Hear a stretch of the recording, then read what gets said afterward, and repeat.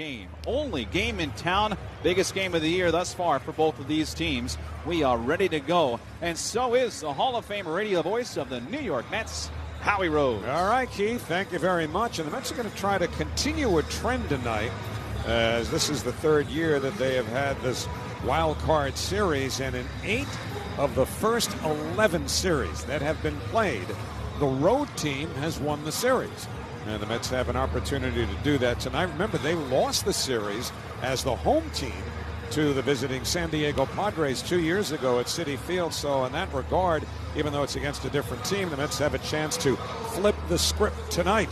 And they will do it with Francisco Lindor leading off against the right-hander Tobias Myers. And both managers, to be sure, will have pretty short hooks if either of their starting pitchers struggle early. There's nothing to hold back for.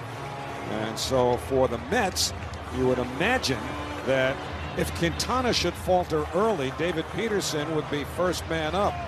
For the Brewers, it's a little bit of a different story. Myers is starting tonight. He came in behind the opener, Jared Koenig, over the weekend here in Milwaukee. Well, now Lindor is in to lead off, batting left-handed, the righty Myers. First pitch, a fastball that's high for ball one. Lindor 0 for 6 in this series.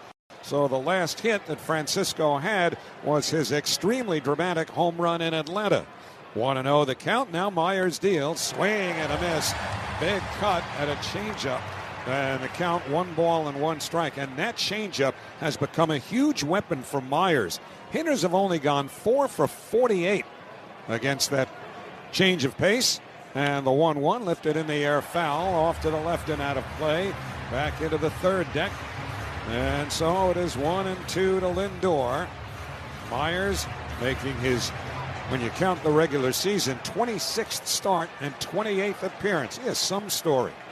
Here's the 1-2 pitch to Lindor. Swinging a liner to the gap in right center. That's in for a base hit. Perkins trying to cut it off. He does. Lindor a big turn. Now he tries for second. The throw, the slide. He is safe at second base. Either he got around the tag or perhaps the ball wasn't held by Terang, but Lindor somehow got in there because the throw beat him. And Lindor actually appeared to hesitate going around first base. So we'll see whether the Brewers have anything to challenge here. But if it stands, the Mets have a leadoff runner in scoring position. This is all Lindor sliding to avoid the tag here. I haven't seen the Brewers want a challenge. They must have looked at this. We're just getting a look now. Lindor dives in, 2 hands toward the bag. Swim move. Reaching in with the left hand, reaching back with the right. At the same time, Terang looks like he drops the ball, Howie. So that's the reason why Lindor was safe at second. And now here is Mark Vientos, and the Mets with an instant threat. So Myers to the belt, his first pitch. Swing and a miss, 0-1. Started him off with a good hard slider. Well, the Mets know that the Brewers are a team with enormous pressure because of their postseason history, which was outlined a moment ago by Keith. 0-1 now the pitch. In the dirt, nice block by Sanchez. And remember now, Gary Sanchez, through most of his career, has been a defensive liability behind the plate. Well, this year, he's thrown out 6 of 29 who have tried to steal. He doesn't do a whole lot of the catching anymore. That's William Contreras' job. Contreras, the DH, with a knee issue tonight. The 1-1, fastball over for a called strike. It's 1-2, but that's a little something to keep an eye on if the Mets try to exploit Gary Sanchez. Again, it's not so much his throwing per se. It's his mechanics behind the plate. There have been 6 pass balls that he's been charged with this year. Time called at home plate. And he can be shaky back there. Absolutely. Wild pitches, which aren't really credited toward a catcher. It's a lot of the reason why balls bounce by. His blocking skills are always in question. 1-2 to Vientos. Lindor leads from second. Myers holds. Now the pitch. Swinging a high pop foul. Going back into the seats on the first base side. Out of play. Defensively, the Brewers have Hoskins at first, Terang at second, Adames at short, Ortiz at third, Churio, Perkins, and Frelick left to right in the outfield with Sanchez catching Myers. 1-2 to Vientos. Lindor not too big a lead at second. The pitch in the dirt. Sanchez blocks that one, stumbling just a bit as he continues to his right, but keeps it in front of him. So that's a couple of nice blocks by Sanchez here early on.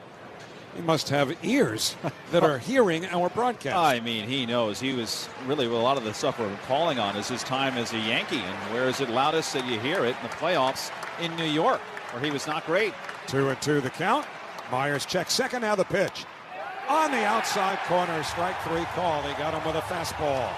Right at the bottom of the zone on the outside edge. That's a great pitch from Myers, and Lindor is down on strikes, or at least Vientos is. Lindor remains at second. So one away. Brandon Nimmo coming up. And our umpires lineup brought to you by RWJ Barnabas Health. Let's be healthy together. Vic Carapazza has the plate tonight. We'll give you the rest in a moment. But first, Nimmo. And the first pitch to him. Breaking ball is high. 1 ball and no strikes. So Carapazza, the home plate up. Crew chief Alan Porter at first. Mike Estabrook at second. Brennan Miller at third. Alex Tosi on the left field line. Chris Siegel is the umpire on the right field line. 1 out. Lindor at second. No score in the first. The 1-0 to Nimmo. Rides high. A fastball. Ball 2. Nimmo 2 for 8 in the series. Did a good job this year.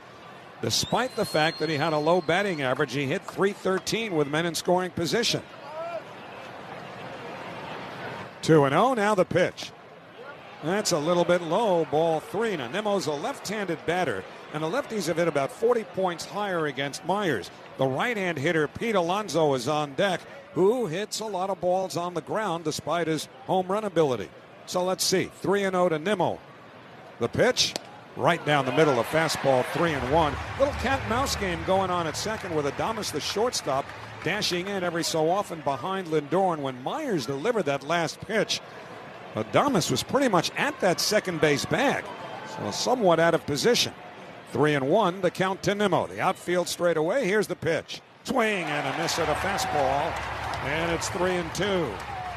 Myers, a lot of trust in that fastball. That was 3-1 right down the middle. He blew it by Nimmo. Fans waving the yellow towels, many of them coming to their feet. 3-2 to Nimmo. Lindor at second, 1 out. Now the pitch. Swing and a miss, strike 3. Got him with a fastball at the top of the zone at 95. So 2 men away. And now Alonso. And Pete knows, everybody's brought it up, that if the Mets don't win tonight, this may very well be Pete's last game as a New York Met. He has gone 1 for 5 in this series, but looking to make an impact with a long ball. Here's the first pitch to him. It's low and away, 1 ball and no strikes. Now another right-handed hitter, Jose Iglesias, is on deck.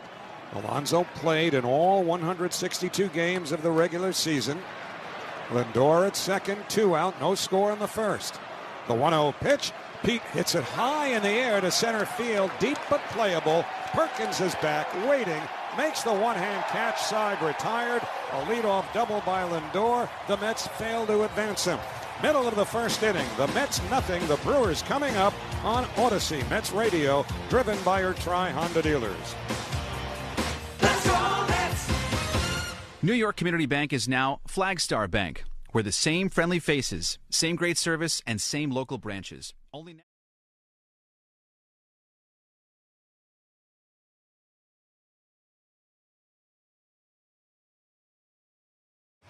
We go to the last of the first inning. The Mets did not score in the top half. And now Jose Quintana will be on the mound for the Mets.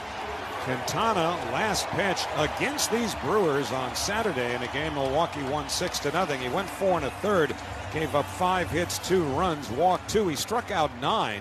And the high strikeout total probably had as much to do as anything with his coming out in the 5th inning. Facing Jackson Chourio, the right-hand batter. The rookie shows bunt, pulls back, takes down and in for ball 1. What a game Chourio had last night when he hit 2 home runs, one to start the bottom of the first, and the other to tie the game, leading off the bottom of the 8th against Phil Maton. The 1-0 to the right-hand batter. Breaking ball is low. 2 balls and no strikes.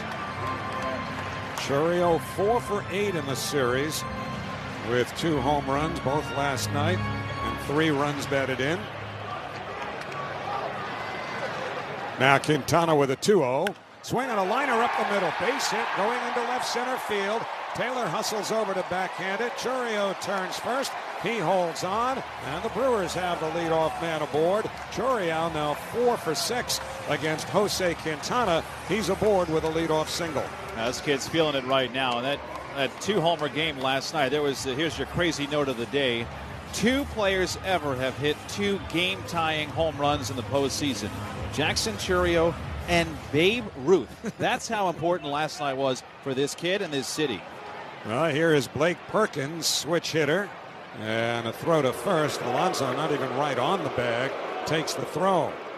Perkins, the center fielder, went 2 for 3 in last night's game, including a sacrifice fly. And the first pitch, he shows bunt, pulls back, takes high and outside.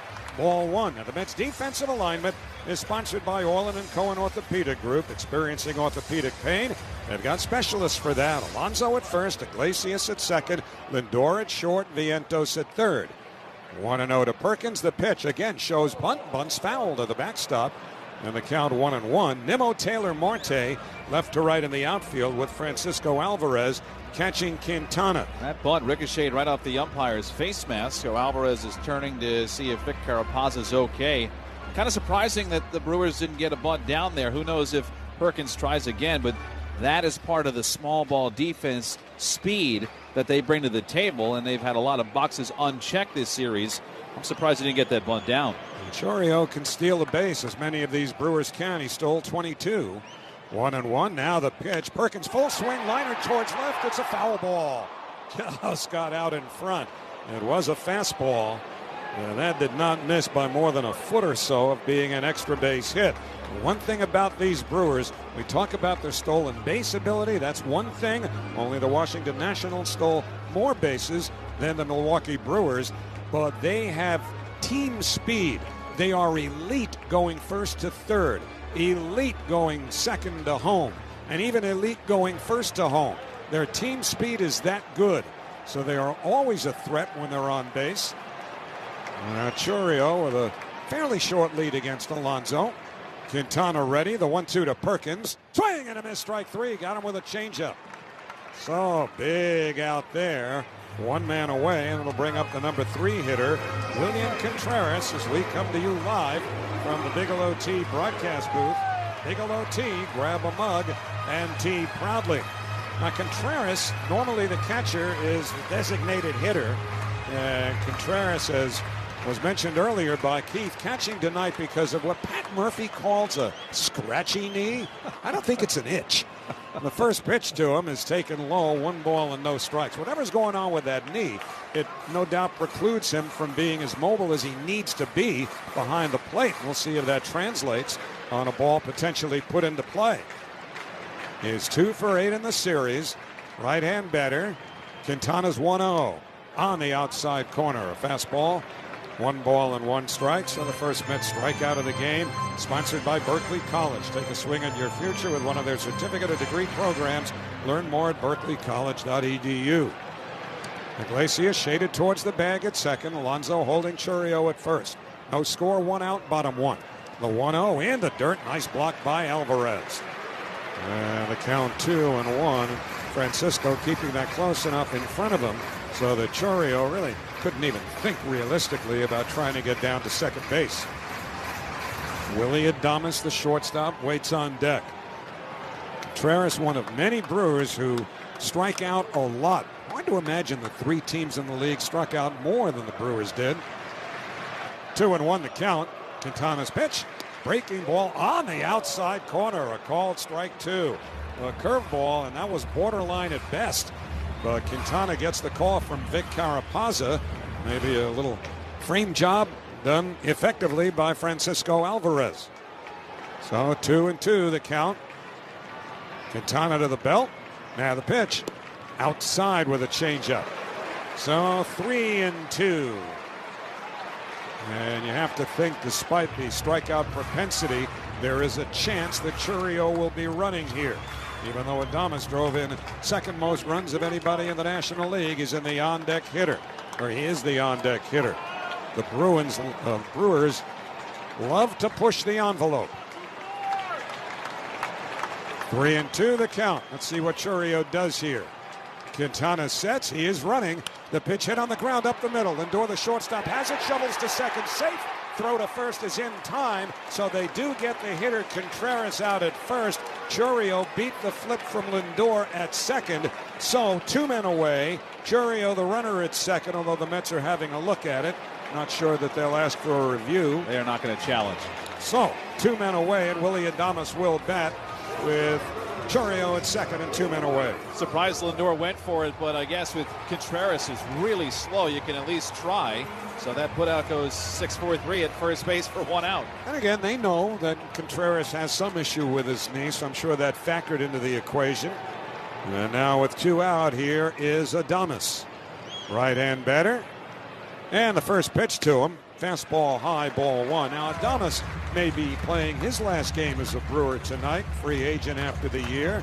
He looks different than the other guys. He's got a red compression sleeve on his right arm, and he's wearing red shoes, red cleats. I mean, deep red. None of the other Brewers are wearing that. Quintana wheels to second, forcing Chourio to dive back in, as Iglesias, closest to the bag, was nowhere near him. That's what the fans are booing about as much as anything. So now Chourio dashes a few feet down the line as Quintana gets back up onto the rubber. 1-0 the count to Adames. Here's the pitch.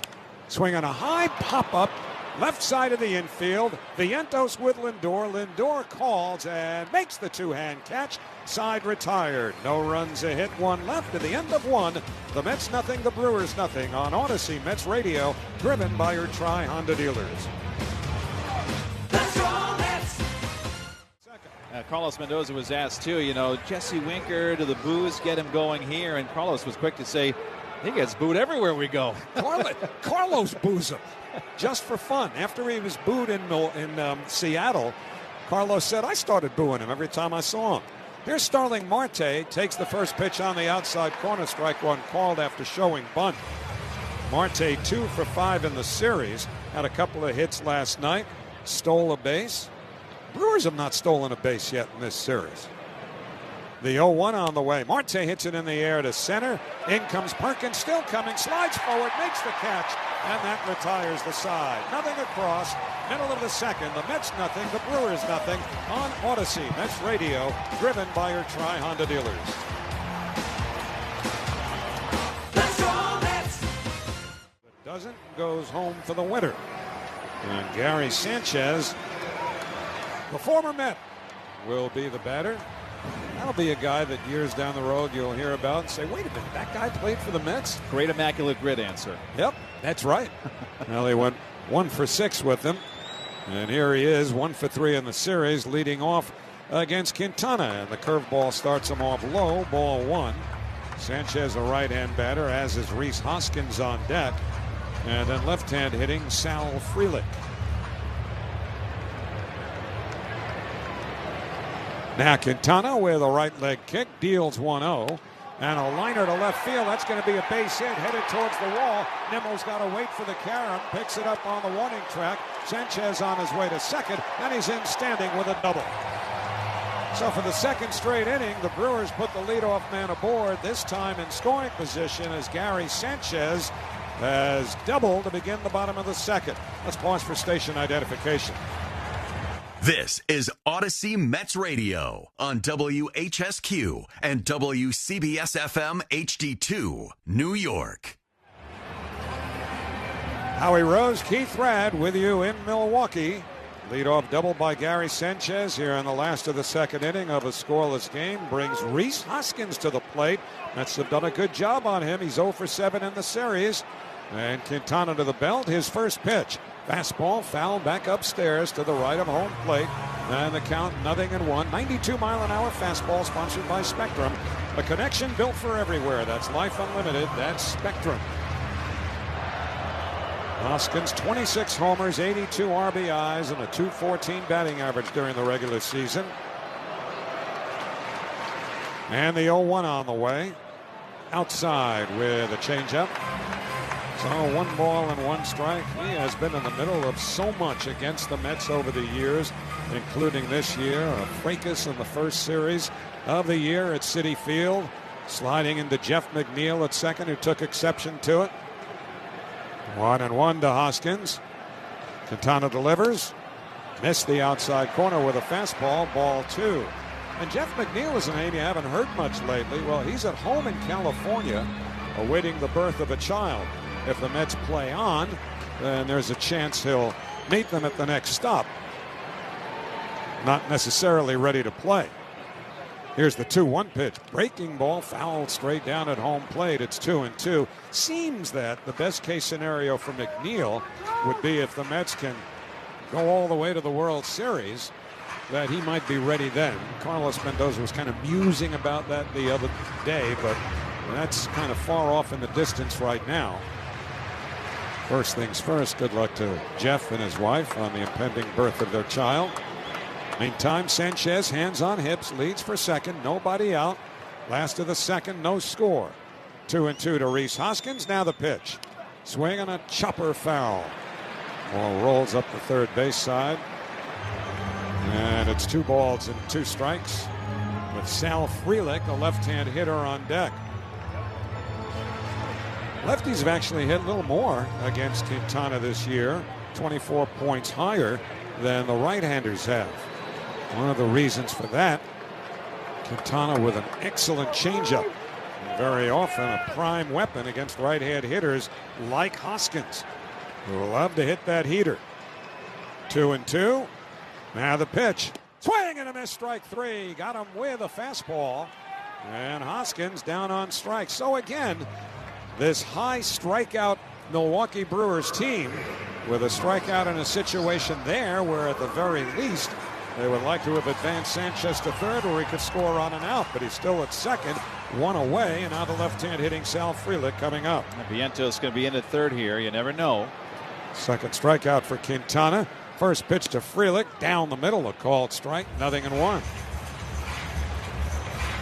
Frelick, former first-round pick out of Boston College, injured his hip last weekend against the Mets here. There was some thought he might be out for quite a while. The 0-1 pitch. Check swing, fastball away. Did he go? Saying he fouled it off. Evidently, yeah. Frelick just looked back at Vic Carapazza, the home plate ump. Apparently he did. And the count 0-2. Frelick's looking into the dugout behind him to see if Pat Murphy wants to challenge this. There will not. That's a tough one to really try to burn a challenge on very early in this game. Right-hand hitting Joey Ortiz waiting on deck. Sanchez at second, by the way, not a fast man at all. Marte by far the best arm in the Mets outfield. 0-2. Now the pitch. Breaking ball is low. 1 ball and 2 strikes. Quintana last time out, we told you, lasted 4 1/3 against the Brewers. Ran up a high pitch count because he ran up a high volume of strikeouts. He struck out 9 in 4 1/3. Needed 92 pitches to do it. He is at 26 now. He is on regular rest tonight, 4 days rest. 1-2 pitch. In there, strike 3 called. He got him with a fastball, dotted over the outside corner at the knees. And that is vintage Quintana there. Not overpowering, not going to throw him much harder than 92, but he can master, when he's right, all 4 quadrants of that strike zone. He couldn't have walked it over there and placed it any better than where he threw it. Tell you what, Brewers are looking off speed because the fastball surprised Hoskins and certainly surprised Frelick, who took a backwards K. Now Joey Ortiz, who hasn't had a hit in the series. First pitch to the right-hand batter. Off the outside corner, he starts. His hands did not go. They appeal to first. Alan Porter says no swing. So 1-0 to Ortiz with Bryce Terang, left-hand hitter, on deck. 3 strikeouts now for Quintana. 1-0 the count. Here's the pitch. Swing on a pop foul. Straight back out of play. And it's 1 ball and 1 strike on Joey Ortiz. Came over from the Baltimore Orioles. Part of the Corbett Burns trade. He plays third, he plays second. Next year he'll probably be the shortstop, though, assuming Adames leaves as a free agent. Taylor, couple steps the other way in center against the right-hand hitter. Sanchez still at second, the 1-1. Foul back to the screen. So 1-2, Quintana with a fastball there. And now Jose is 1 pitch away from getting out of this as Sanchez doubled the lead off. 2 strikeouts later, he's still there with the game scoreless. So Quintana staring in. Now brings the hands together at the belt. The 1-2 to Ortiz. Upstairs with a fastball. 2 balls and 2 strikes. Oh, he sent Ortiz's eye level upstairs a bit. But again, that changeup has to be in the mind of Joey Ortiz. Quintana will throw that pitch to the outer part of the plate for the most part. Against this right-hand hitter. He's got some power, too. 11 home runs. 2-2 pitch. Swinging a little punch job, shallow right, backing up Iglesias, makes the catch on the outfield grass, side retired. Leadoff double, nothing more. The end of 2, the Mets nothing, the Brewers nothing. On Odyssey Mets Radio, driven by your Tri-Honda dealers. Let's go Mets! When just one life is saved, it wins the game. Just like in baseball, when the same player has 3,000 hits, it's monumental. LifeVac, the original choking rescue device, is approaching 3,000 lives saved. Hi. Yesterday going into the 3rd inning, 3-1 Mets. And here it's scoreless. Top 3, Tyrone Taylor, Francisco Alvarez, and Francisco Lindor go 8-9-1 against the rookie Tobias Myers. Myers allowed a leadoff double to Lindor, but 6 in a row have been retired. First pitch righty to righty. Breaking ball, a slow one, in for a called strike. 75-mile-an-hour curve. The count 0-1 on Taylor. Taylor, pretty good series, 2 for 8 with a double. He has scored 2 runs. Third baseman Joey Ortiz right by the bag. 0-1. Popped up, foul first base side will make the seats, and it's 0-2. And for Tyrone Taylor, the reason why he may be wearing a Mets uniform instead of a Milwaukee uniform, he was in this game with Milwaukee last year when they played the Diamondbacks. He was moved in the offseason to make room for Jackson Chourio. 0-2. Up and in, almost hit him. Breaking ball that got away, a changeup, and it's 1 ball and 2 strikes. Now for Taylor, he's not making a ton of money, right around $2 million in arbitration, but every penny in this town they have to mine, even though they paid Chourio a lot of money. 1-2. Missed high again with the off speed. 2 balls and 2 strikes. But Taylor fits the mold of a Chourio, Perkins, Frelick, Mitchell, guys that play the outfield. The Mets have loved the type of defense that he's had in a New York uniform. 2-2 from Myers. Slammed in the air, right center field, fairly deep. Frelick back, makes the catch on the run. Couple of steps in front of the warning track in right. 1 away. And Mets win efficiency. Peerless Boilers and Pavilion tankless water heaters are in a league of their own. So go to peerlessboilers.com for more info. And remember, Peerless Boilers are the world's best built boilers. 108 top 3, no score, Mets and Brewers. Here's Alvarez batting 9th tonight, 1 for 8 in this series. First pitch, breaking ball a little bit low, ball 1. And again, Pat Murphy selecting the young Tobias Myers to get the start. A rookie in a game like this, winner take all. It's nerve-wracking on a day like today. Here's the 1-0 pitch. Dots the outside corner, 94-mile-an-hour fastball, and it's 1-1. Tobias Myers' first pitch he threw as a big leaguer, he threw to Andrew McCutchen, and McCutchen hit it out. That was his welcome to the major league moment this year. Myers is 1-1. Strike 2, outside corner again at 95, and it's a ball and 2 strikes. Well, Pat Murphy saw that. Saw Myers give up the home run to McCutchen in a regular season game in April. As soon as he gave up that homer, he came back with 5 innings, no runs. That's the kind of mental fortitude you need in a game like this. Alvarez 1-2. Myers set. Sanchez sets up away. Pitch. Down and away. Breaking ball. He did not go on a check swing appeal to first. 2-2. Good looking slider. But Alvarez stays alive. And again, Lindor is on deck. Lindor has the only Mets hit. Myers has struck out 2. 2-2 to Alvarez. Swing and a miss. High fastball. Third strikeout for Myers. He is done with the lineup first time through. Mets go just 1 for 9 against him with Lindor's double. And here is Francisco for the second time through as we come to you live from the Bigelow Tea broadcast booth. Bigelow Tea, grab a mug and tea proudly. Scoreless game, top 3. Lindor switch hitter batting left. Infield around to the right. Pitch. Curveball line toward right center field. That's down for another base hit. Frelick cuts it off. fires in. Lindor going to be content here with a single. Took a big turn, but hangs on. And Lindor here in Game 3 is 2 for 2. His first 2 hits of the series. Well, Lindor getting on base. He's already run in this series. He has walked. It's amazing that we're here in Game 3, and Howie touched on it, the fact that the Brewers haven't stolen a bag and the Mets haven't hit a home run. We did not see that coming in this series. Brewers steal all the time. Mets hit a lot of homers. Here's Vientos. First pitch, breaking ball, a little bit low with ball 1. Remember the first game these teams played here last weekend, the Brewers stole 6 bases in that one game. Lindor, small lead at first. Hoskins holding him on. Righty against righty here with Myers against Vientos. There's the 1-0. Swing and a miss. Another breaker down and away, and Vientos flailing out in front.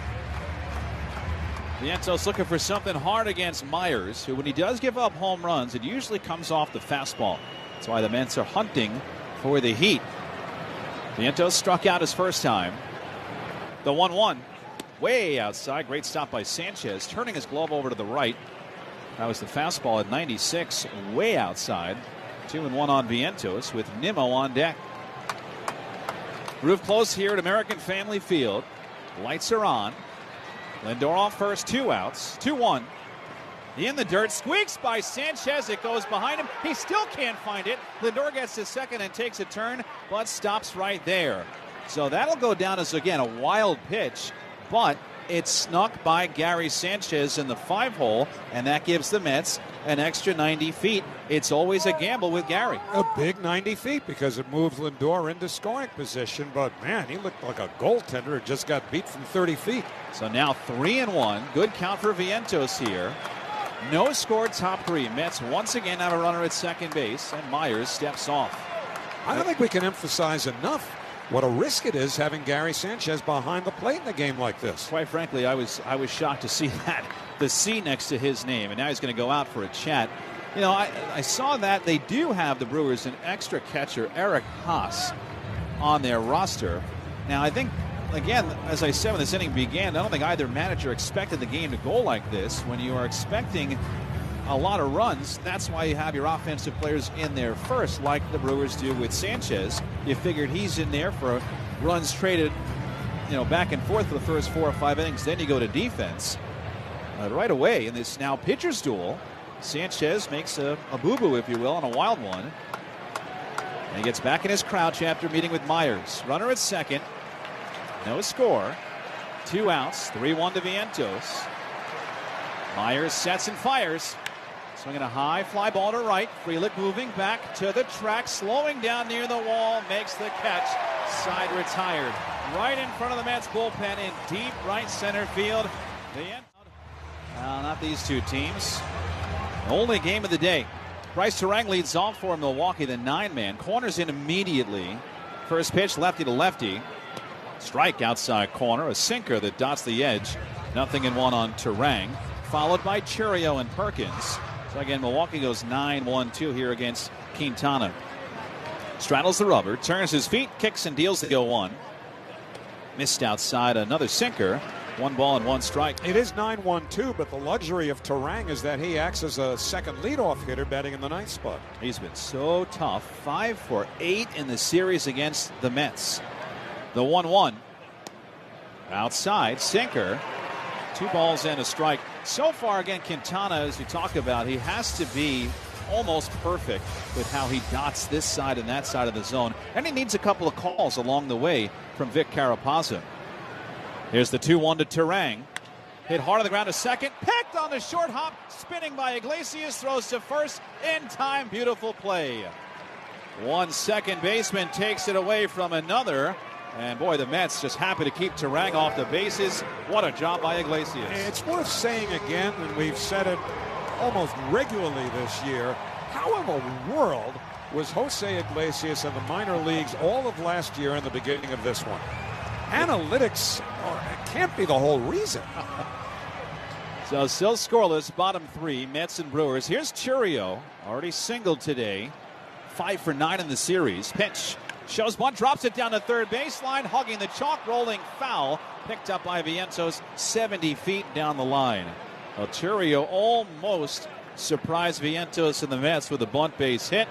But Francisco Alvarez, who ran out from behind home plate up that third baseline, almost willed it to go foul. Right now, Vientos looking into the Mets dugout to see if they want him to move in another step or two.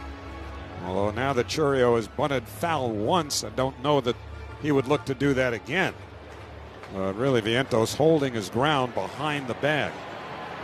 Chourio back in the righty batter's box. Scoreless game, bottom 3, 1 out. Quintana's 0-1. Outside with a changeup, 1 ball and 1 strike. Chourio last night started what is going to be a legendary Major League career. He's already signed an 8-year, $82 million deal. There's the 1-1 to him. Line towards center. Taylor coming in on the run, makes the catch. It just hung up enough. Little floater off the end of the bat. Now you feel like everything falling in these days for Chourio. That just hung up. And there's 2 down now for Perkins. Don't miss a moment at Citi Field 2025. Get the best seats for the biggest games with the Mets season ticket membership. To learn more, visit Mets.com/memberships. It's told there's about 6,000 people at Citi Field for a watch party tonight. Great. Here's Perkins batting right-handed. Pitch. Breaking ball a little high with ball 1. You don't think they have our audio, pumped in, do you? Well, if they do, hello everybody at Citi Field. Yeah, we'll try to stay away from, guests in the dugout during the game itself. There's the 1-0 to Perkins. Breaking ball in for a strike. 1-1. Well, that's been kind of a topic of conversation for the last 2 days. You know what we're going to focus on, Howie and I, tonight? Aside from the walking taco every once in a while, the game. What a concept. Scoreless, bottom 3. Vientos in and near the line at third. Perkins struck out his first time. Quintana rocks and deals. A breaking ball hit hard. Shortstop hole. Backhand stop by Lindor. Turns, fires. Throw is offline. Perkins beats it out. The ball trickles away from Alonso, but he picks it up. And Perkins probably going to get an infield hit here. Meanwhile, Lindor just sprinted from short left field towards second base because Iglesias had been moving towards first base and nobody was on the bag at second. But immediately, Perkins, upon crossing the first base bag, angled in towards foul territory. So there was no chance of him getting to second base, but Lindor took nothing for granted. Little opening for Milwaukee. It is a hit. So a 2-out hit for Perkins. Scoreless. Bottom 3. Here's Contreras. Right-hander with power. A step off and a throw to first. 1-hop pick by Alonso. So Perkins got in safely. Alonso just had to rescue that on the backhand. It was a soft toss from Quintana, who just simply removed his back foot from the rubber and threw a little off balance. Had he thrown that harder, that would have been more of a problem for Pete. Perkins, another one that can run. He leads off first. Iglesias, the second baseman, is shaded way up the middle against the righty Contreras. Quintana set. Now the pitch. Up high, missed with 89. A sinker. Ball 1. Contreras bounced into what is a unique 6-4-3 put out at first base. And right now, Vic Carapaz is talking to Francisco Alvarez, who's lifted up the face mask. Wonder if Francisco got some dirt in his eye. And anyway, that broke the action for a moment. Alvarez now back into his crouch. Lindor deep at short. Vientos along the line and deep at third. Outfield the other way. 1-0 on Contreras. Pitch. Down low. Ball 2. Well, in any event, Contreras' ground out. He is now 2 for 9 in this series.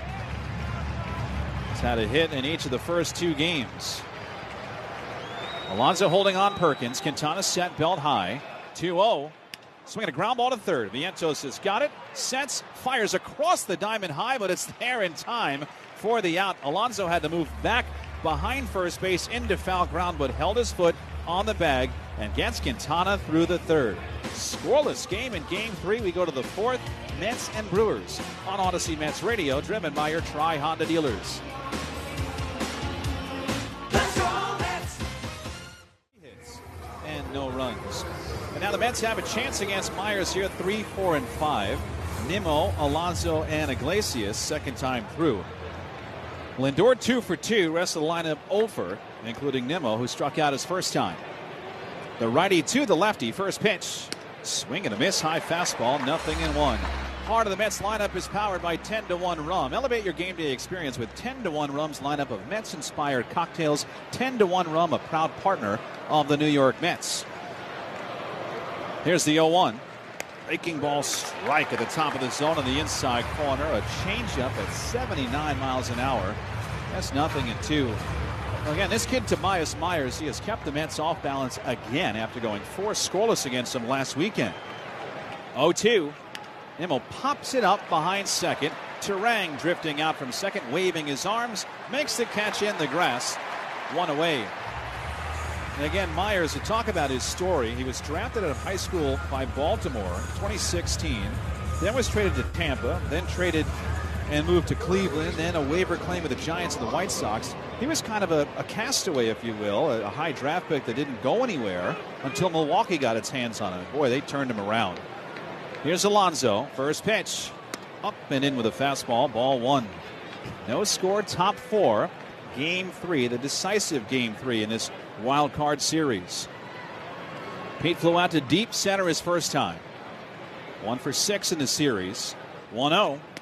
Missed inside. 2 balls and no strikes. And even though Pete has struggled to put together not just hits, but extra base hits with some oomph, they're still treating him like a power hitter. They have walked him and pitched him carefully here. 2-0. Swinging a high pop down the left field line. Adames over, so is Ortiz. Foul ground. Ortiz makes the catch in foul territory right near the tarp. 2 down. So still the Mets struggle with Tobias Myers second time through. Everybody not named Francisco Lindor. And this will bring up Jose Iglesias. Well, Myers, too, another thing to keep in mind is that he has had games where he's gone really deep. Has gone 8 innings twice. He's thrown 100 pitches 3 times. Pitch to Iglesias. Strike on the outside corner, 0-1. That was kind of the beginning of the year, middle of the summer, and then as things started to wind down toward the playoffs, short 4-5 inning stints. The 0-1. Little tapper toward short. Adames charges, gloves, throws on the run to first. In time, Iglesias grounds out. Another 1-2-3 inning for Tobias Myers. The 4th, Milwaukee's Willy Adames leads off, and the first pitch from Jose Quintana. Fouled back to the screen. Count quickly, 0-1. Adames, Sanchez, and Hoskins. And I really doubt most people thought we would be looking at 0-0 in the bottom of the 4th between these 2 pitchers with what we've had the last 2 days in this series. But here we are in a tight, tense one. Here's the 0-1 to the cleanup man. Adames rips one down the left field line, pulled foul behind the tarp, and it's 0-2. Now Adames, again, we tell you that he's probably going to hit free agency. He had such a monster year here. We talked about some of the greats in Brewers history, and Robin Yount, who was in the building today, throwing out the first pitch.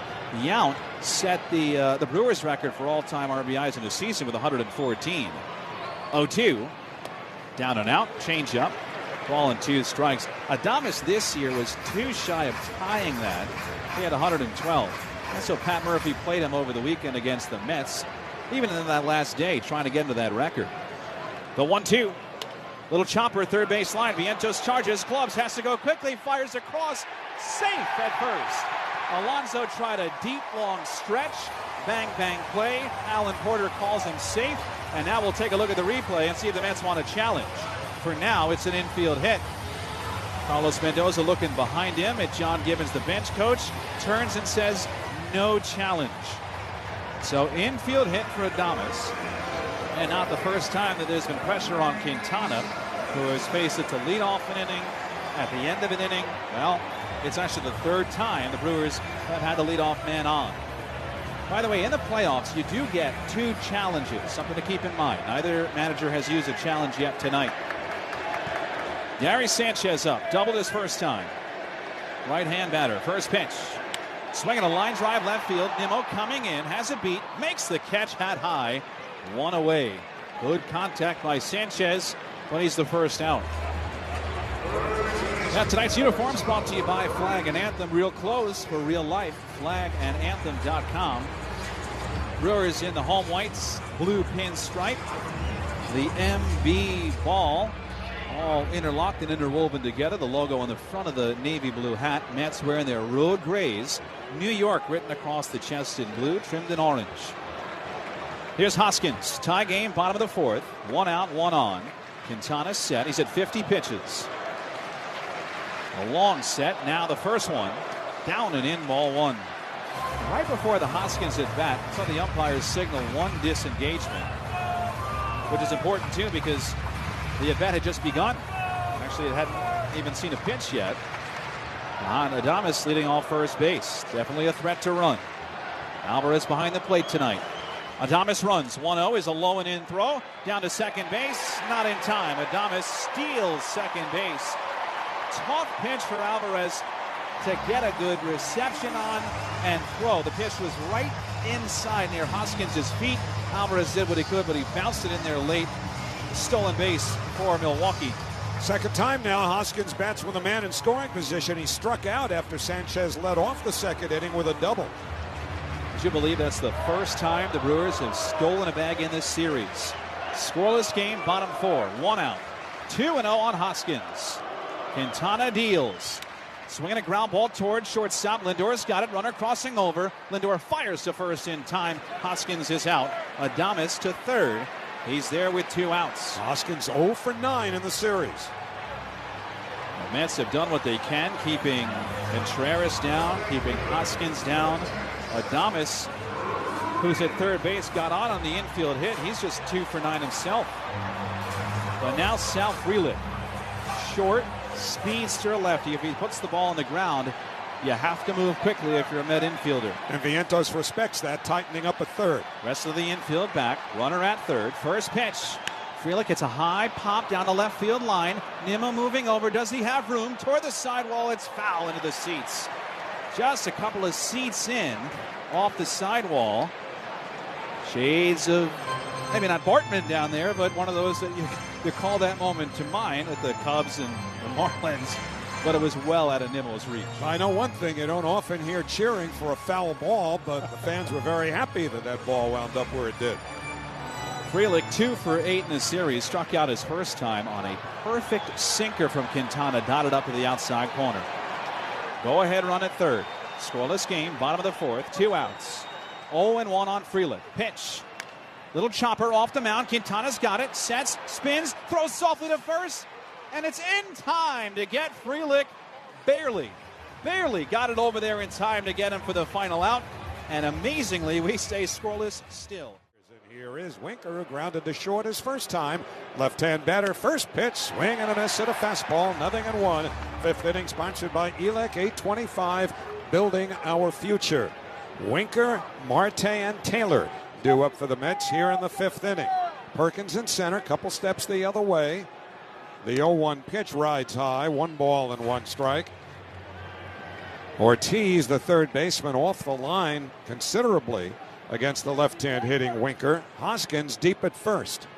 1-1 the count. Now the pitch. Swing and a miss at a fastball. So a 95-mile-an-hour heater, and Winker's going to take his time out and go for a little walk. Remember, he's been bothered by a bit of a sore back, which kept him out the last few days of the regular season. But he's back ready to go now, and the pitch clock has been restarted. 1 ball and 2 strikes the count for Winker. Myers comes to the belt. Now the pitch. Inside, he hit him. Winker hit by a 1-2 fastball, and the Mets get a runner as a gift to begin the fifth inning. Gary Sanchez, the catcher, just turned to look to the dugout. He thinks Winker stuck the elbow out to get hit by that pitch, and I mean, that's not really much of an argument here. I don't think Pat Murphy liked it, but he's not out to argue at all. The Mets get a base runner, finally. Mets have been hit and were hit by more pitches than any team in the National League, and now here's Marte, who flied to center his first time. First pitch on the way, swing and a miss at a breaking ball. It's 0-1, a slider there. Remember, Jesse Winker decided to steal some bases this year, something that hadn't been all that big a part of his arsenal. He stole 14. 0-1, now the pitch. At the knees, a called strike. It's 0-2. Thing of it is, though, all of those stolen base attempts for Winker came while he was with the Washington Nationals. He stole 14 out of 18, but didn't even attempt one with the Mets. 0-2 the count. Here's the pitch. Marte takes strike 3 call. Right at the bottom of the zone. A 95-mile-an-hour fastball. 1 away.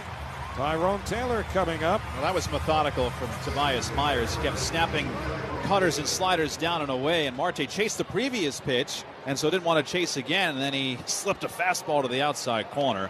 This kid's good, Tobias Myers. Taylor flied to right his first time. And again, Winker not too big a lead at first. Myers delivers.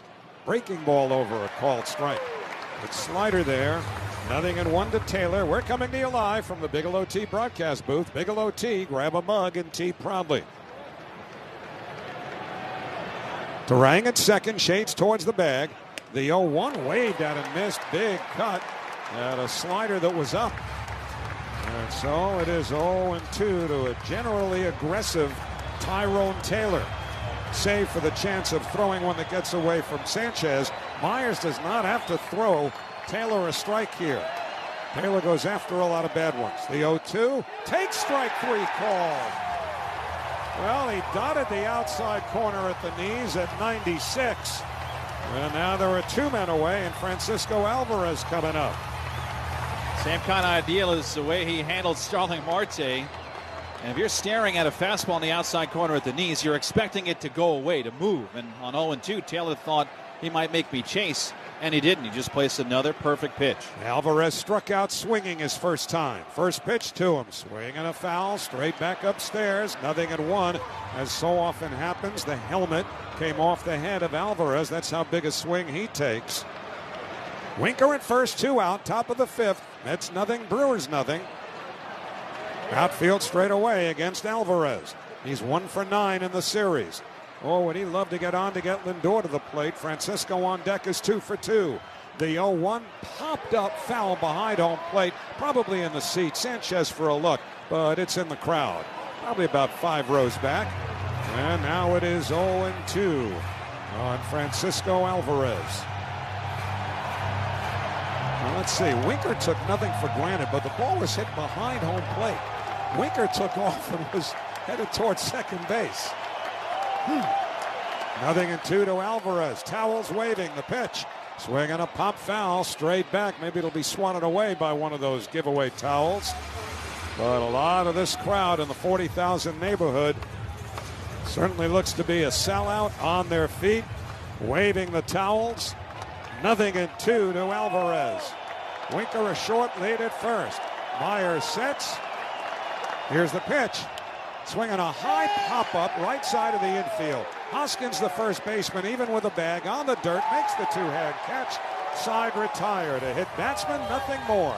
Middle of the 5th. Mets 0, Brewers 0 on Odyssey. Mets Radio, driven by your Tri-Honda dealers. 55 that he's thrown in the 4th inning. Now that's a fine pitch count, but he's had the leadoff man on in 3 of the 4 innings and a base runner in each of the 4 innings. 1 hit in each. Joey Ortiz leads off, swings and misses at a curveball, and it's 0-1. Ortiz popped to second, his first time up. Ortiz, Turang, and Chourio up for Milwaukee here on the bottom of the 5th. They've out hit the Mets 4-2. Now the 0-1 pitch, way outside, 1 ball and 2 strikes. 1 ball and 1 strike, pardon me. As Quintana missed with his changeup. Vientos backs up a stride or 2 behind the bag at third. The 1-1 on the way. Swinging a pop foul, straight back out of play. And the count 1-2. It's amazing how effectively Jose Quintana, without an overpowering fastball, can attack hitters and be successful because his location is so good. Even though he's given up the 4 hits, he's been largely pinpoint, hasn't walked a batter. The 1-2 on the way, swinging a bouncing ball towards third. To his left, Vientos has it, throws to first in time, 1 away. So for just the 2nd time in 5 innings, Quintana gets the leadoff man, and that will bring up Bryce Turang. Well, he and Tobias Myers have both been great. However, Milwaukee has its bullpen up first with the 3rd time through looming. That's Trevor McGill, the big guy, getting up. And again, that's for the next inning, but this is starting to be where we're moving in this game toward the bullpens. Quintana, no problems with that pitch count. This will be number 60. Turang, left-hand batter. First pitch, popped in the air, foul. Third base side, out of play downstairs. And it is 0-1 to Bryce Terang. First 3 times up the first game of this series. 2 doubles and a single, and yet he didn't steal a base. He stole 50 during the regular season. The 0-1 fastball a little bit high. 1 ball and 1 strike. And then when the Mets faced the Brewers in the first game of last weekend's series, Terang had hits his first 3 times up. Stole twice in 1 inning. Another base later on in the game.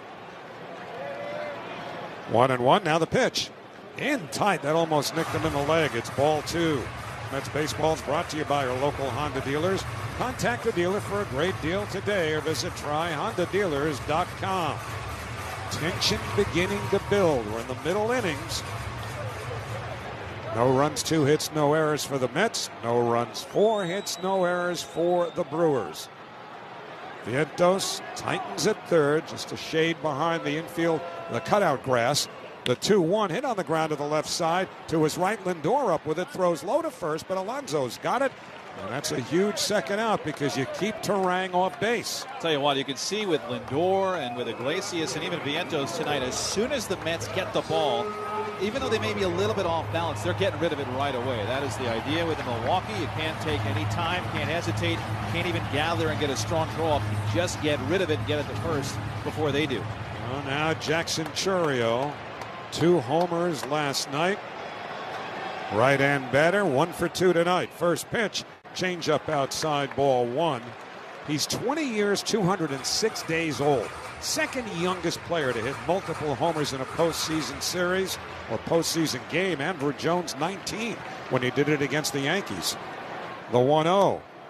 Low and away, ball 2. That was in game 1 of the 1996 World Series. A lot of people now are starting to advance Andrew Jones's Hall of Fame credentials. 2-0 the count. The pitch to Chourio. Breaking ball outside. Ball 3. Missed with a curve. With Blake Perkins, a switch hitter, waiting on deck. Taylor, the center fielder, couple of steps the other way. Chourio has extra base speed. He can turn 1 into 2 or 2 into 3. The 3-0. He takes it. It's at the knees for a called strike. And the count, 3-1. And even that was right at the bottom of the zone. That's what Quintana's got to do. Quintana basically straddles the rubber, looks in. Now the 3-1 pitch. In the dirt, ball 4. He walked him. And that's the first walk allowed by Quintana. So, with Blake Perkins, the switch hitter, coming up, will Chourio be of a mind to run here? Tell you what, Quintana's been around for so long, too, that even though he walks Chourio here, you might think that he just doesn't want Chourio to beat him for a long home run. He'd rather give up 1 base than 4 and get the next guy, especially with 2 outs. But the key to that, you got to get the next guy, Blake Perkins. He has stolen 22 bases, or did during the regular season. Did Chourio, and has not stolen yet in this series. Brewers stole their first base of this series when Adames stole second in the 4th. So, Quintana ready. First pitch to Perkins. In tight with a fastball, ball 1. 90-mile-an-hour fastball there. And although he'll vary the speed on his fastballs, it's a little bit lower than what he was throwing that earlier in the game. Next pitch will be his 70th. And that's not bad at all at this stage of the game. 2 out in the 5th. The 1-0. Down the middle for a called strike. Changeup. I think Perkins might have thought that pitch was down, and reading Pat Murphy's lips, that's exactly what he said. That's down. The Carapazos had a little bit of an open strike zone tonight for both sides. 1-1 to Perkins. Chourio, not too big a lead at first, but Quintana throws over, and Alonso moves in front of the bag towards the pitcher just to take the throw. Not even concerned with trying to put a tag on Chourio. He did not. 1-1 to Perkins. Another guy with real good speed. Vientos even with a bag at third. 1-1. Now the pitch. Swing and a miss at a changeup away. And it is 1 ball and 2 strikes on Blake Perkins. Perkins did not start the first game of this series. Played center field last night. They got from the Washington Nationals. 1-2 the count. Another soft lob to first, and Chourio dives back in, but that takes care of the two disengagements here. Just a move that lets Chourio know I'm still thinking about you. Certainly not the best throw from Quintana. Just something to keep Chourio honest. 1-2 the count. Quintana comes set. Now the pitch. Taken high. 2 balls and 2 strikes. Missed with a fastball. William Contreras, guy with a lot of power on deck. Perkins did hit 6 home runs during the season. Switch hitter batting right-handed.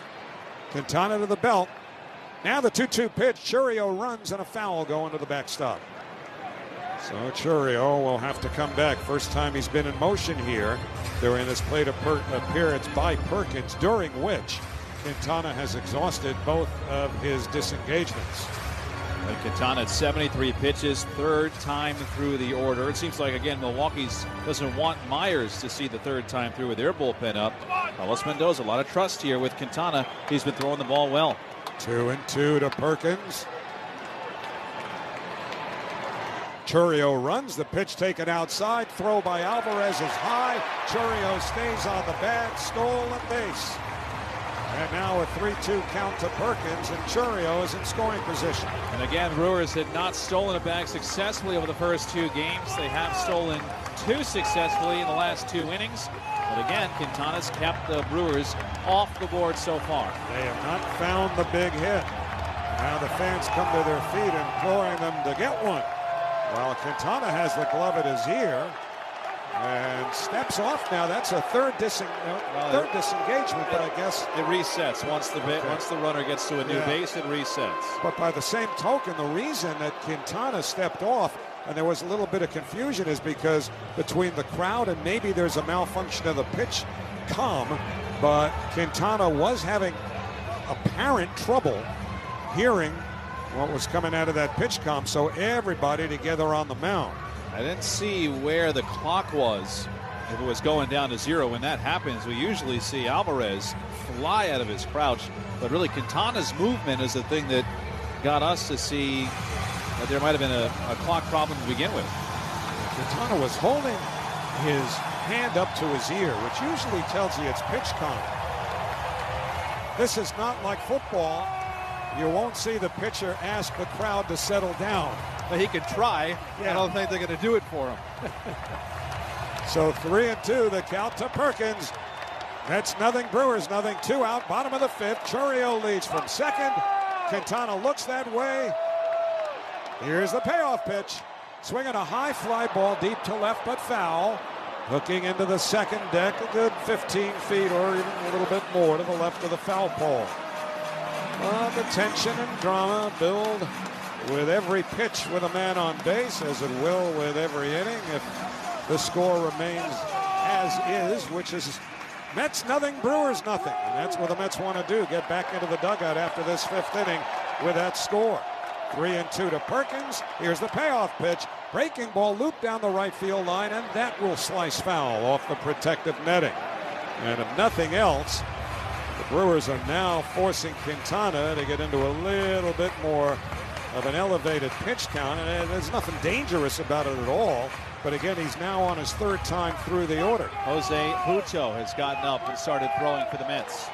3-2 to Perkins. Chourio leads from second. Quintana ready. Checks second. Stares at second. Now the payoff pitch. Swinging a bouncing ball towards short. Lindor waits on it, has it, throws to first. In time, side retired. Quintana gets through 5. And we may start seeing the bullpens now on both sides. But no runs, a walk. 1 man left at the end of 5. The Mets nothing, the Brewers nothing. On Odyssey, Mets Radio, driven by your Tri-Honda dealers. Let's go, Mets! It's been on a wild pitch. Now McGill had a terrific time closing while Devin Williams was out with a back injury. McGill, in fact, 9th in the National League with 21 saves.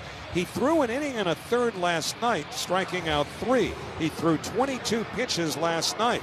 And so whether or not that takes a little bit of a toll tonight, we'll see.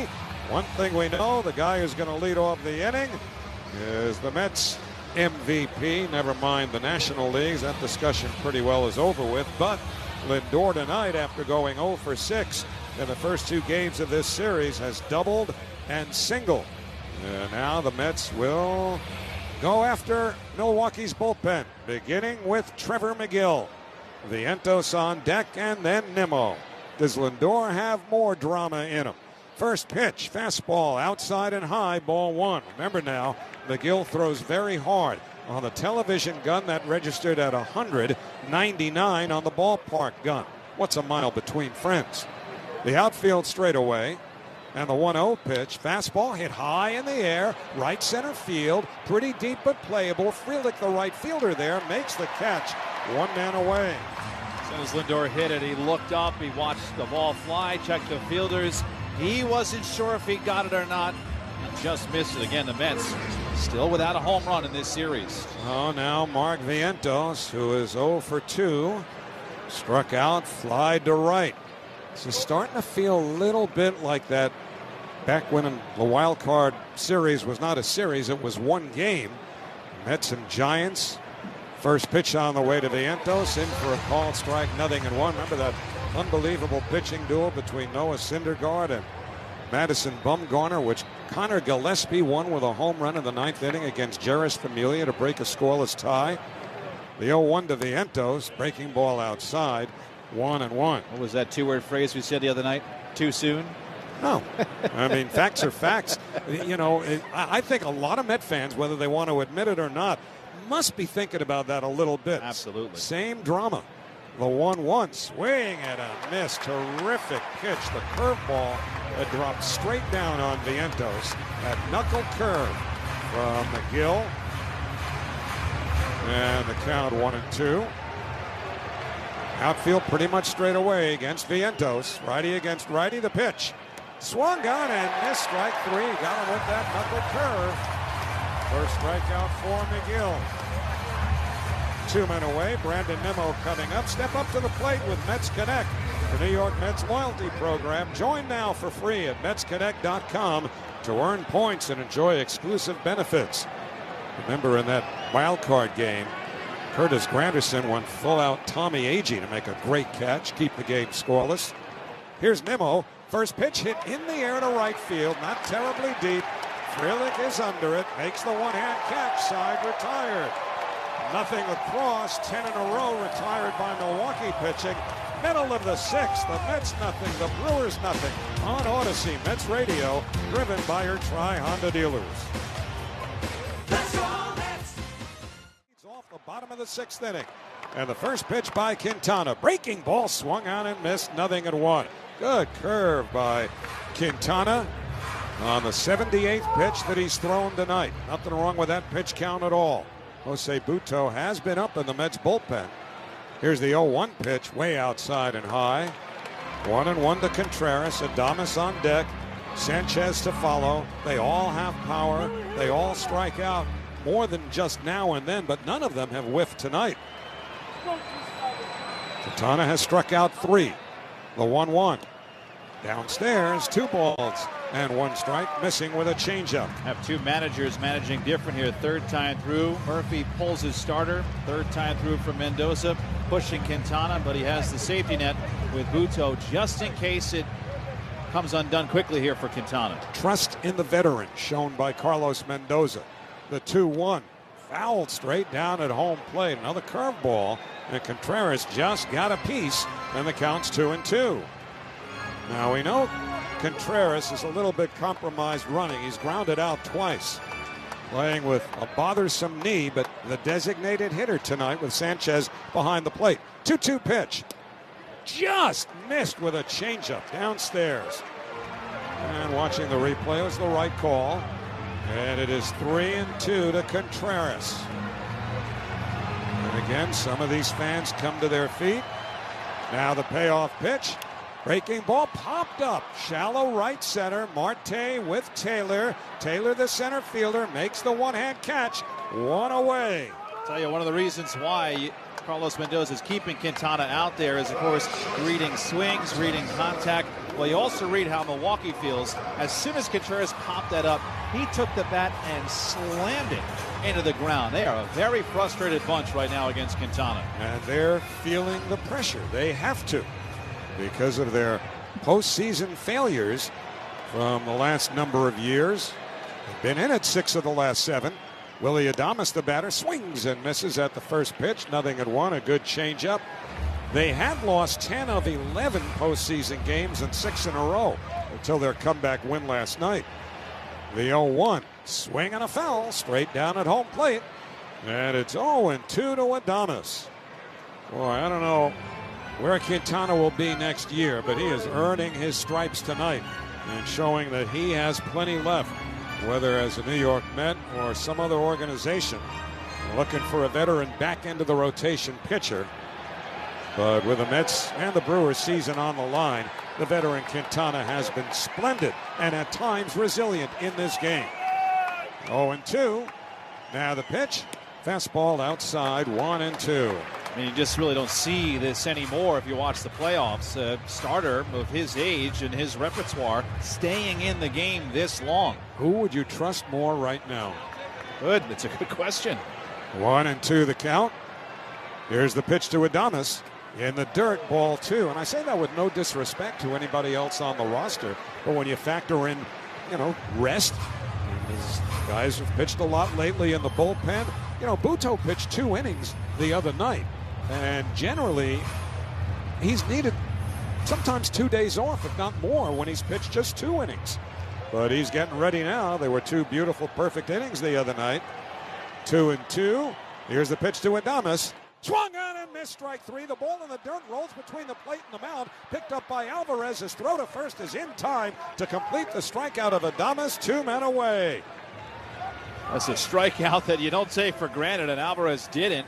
He and Quintana came crashing together between the mound and home plate out in the grass. And if it wasn't Alvarez, it was going to be Quintana. It's going to be somebody to get that final strike on Adames on the 2-3 putout. Injury update brought to you by the Rothenberg Law Firm. If you're injured with an accident, the game plan is simple. Just go to injurylawyer.com. Nerves are injured right now for both sides and particularly for their fan bases. Here is Gary Sanchez, who is 1 for 2, doubled and flied to left.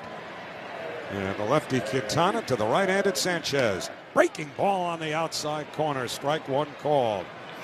Boy, this is it for Quintana this inning. He's just looking to finish as strong as he has been from the very beginning. 0-1 now the pitch. Swing and a miss again. He got that curveball to spin down, and Sanchez swung right over top. And it's 0-2 to Gary Sanchez with Rhys Hoskins on deck. And perhaps if Sanchez gets on, that's when we would see the right-hander Buto. But we'll see. It's 0-2. Now the pitch. Outside, he hit the target, but Alvarez was set up away. A fastball, and it's 1 ball and 2 strikes. Quintana ready to go, pitch clock or not. He doesn't waste a lot of time. Waiting on the rubber. Now into the windup. The 1-2 pitch. Check swing, breaking ball. Did he go? No. On appeal to first. Crew chief Alan Porter says Sanchez held the swing, and it's 2-2. You love Alvarez when it's 2 strikes and anything close in a check swing. He tagged Sanchez because that ball was in the dirt, and then he pointed to the umpire. He would have done anything to wrap his arms around strike 3. 2-2 to Sanchez. Now they're getting too nervous to wave the towels. Here's the pitch. In the dirt, ball 3. I think it's, as long as Buto has remained up, a pretty safe assumption that if Sanchez, who was behind in the count 0-2 and is now run at full, should get on, we probably would see Buto. And again, Quintana, glove to his ear, trying to hear the pitch com. The crowd sensing that makes more noise, and spreading out to the mound is Alvarez. Yeah, clock was about to hit 0, and Alvarez ran out there. And I tell you what, we talk about this town, this city. As soon as they saw Quintana go to the ear, it's exactly what he talked about. This somewhat Packers crowd realizes this guy can't hear. We should make it louder in here. And Quintana almost had that clock go down to 0, which would have been a violation, and ball 4. And probably force him out of the game with Hoskins on deck and Buto presumably ready. So Sanchez walking, or at least Alvarez walking slowly back towards the plate with Sanchez ready in the batter's box, trying to buy every seconds of rest and regained composure by Jose Quintana, who's ready to go. Here's the payoff pitch to Sanchez. Swung on and missed, strike three, side retired. Quintana pumps his fist a couple of times as he strolls off the mound, probably done after a brilliant 6-hit shutout performance. Brought to you by Food Bazaar, foodbazaar.com. New pitcher for the Brewers. We start the seventh, Keith. Nick Mears facing Pete Alonso. First pitch. Breaking ball down and away. Check swing. He didn't go on appeal to the first base umpire, Alan Porter. So ball one on Pete Alonso, then Iglesias, then Winker here, 4, 5, and 6. Nick Mears pitched in game one, inning and a third, scoreless. Here's the 1-0 to Alonso. In the dirt, bounces by Sanchez. 2 balls and no strikes. Well, how great Quintana was. Textbook in his performance. Textbook play of the game brought to you by Malloy University. At Malloy, you'll think about your future in a new way. And it truly was a dream start for Jose Quintana. 2-0 on Alonso. Mears deals. Breaking ball, strike, a knee buckler on a slider, and it's 2-1. Four-seamer, slider, curve. The curveball Mears saves for lefties. Fastball, slider to the righties. Infield back, the 2-1. Swing and a miss, pumped 98 down and in past Pete. 2 balls and 2 strikes. And this crowd getting into it again, little by little. Alonso takes his time. When Trevor McGill, who just threw a scoreless 6, walked off the mound, he was pumping the crowd up. A reliever pumping up the crowd here in Milwaukee. They're feeling good right now, even though it's a scoreless game. 2-2 on Alonso. Pitch. Outside with a slider, and the count is full. We come to you live from the Bigelow Tea broadcast booth. Bigelow Tea, grab a mug and tea proudly. Pete has got to stay disciplined here. He can't chase. He is 0 for 2 tonight. Mets have just 4 hits. 3-2 pitch. Fouled into the mid, squeezed by Sanchez, struck him out with 98. He didn't chase, it was a strike. Mears just beat him. I should say it is the Brewers who have 4 hits. Mets have just 2. But right now the most important thing is nothing, and that's where we are right now. And Freddie Peralta is getting up for the Brewers, the game 1 starter, getting loose in the bullpen.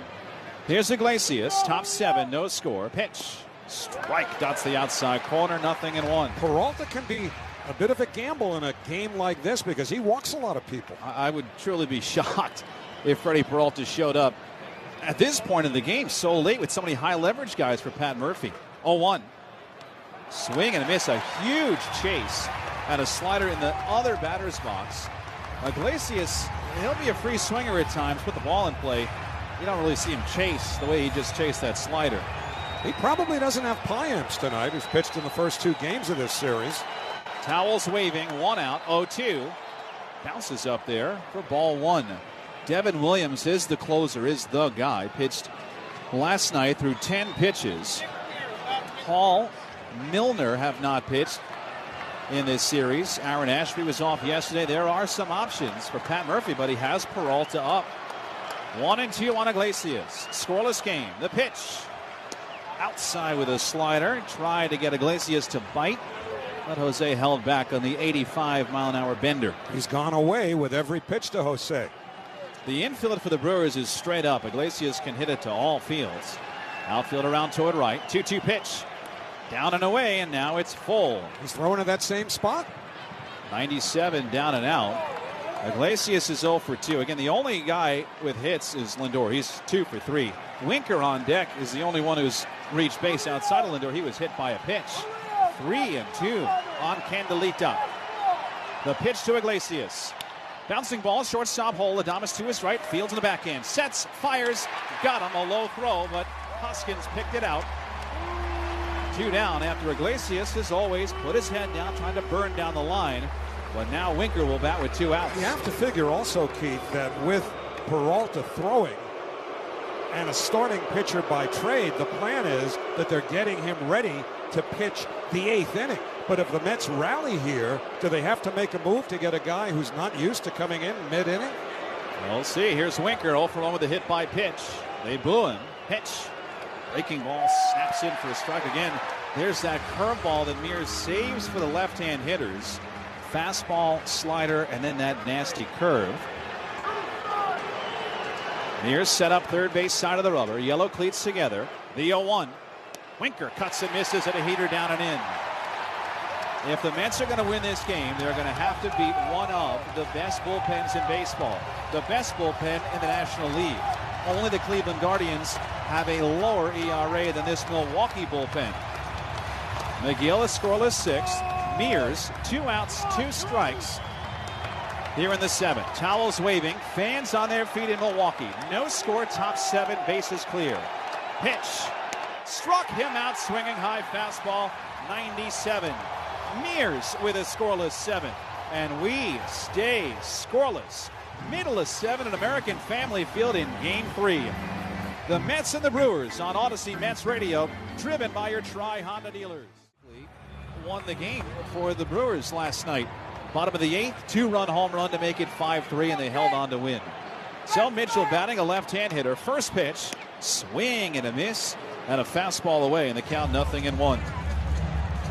And Buto pitched 2 innings in Game 1. He was off yesterday. Just 1 day of rest. Here's the 0-1.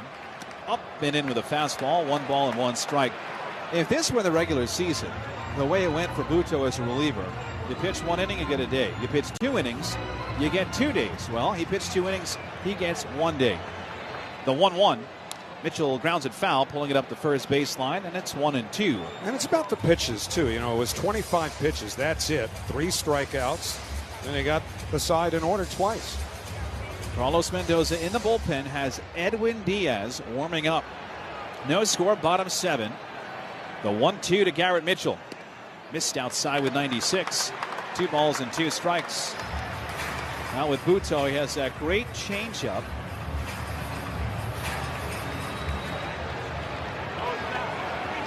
Batter's actually not Mitchell, but Jake Bowers, the lefty here.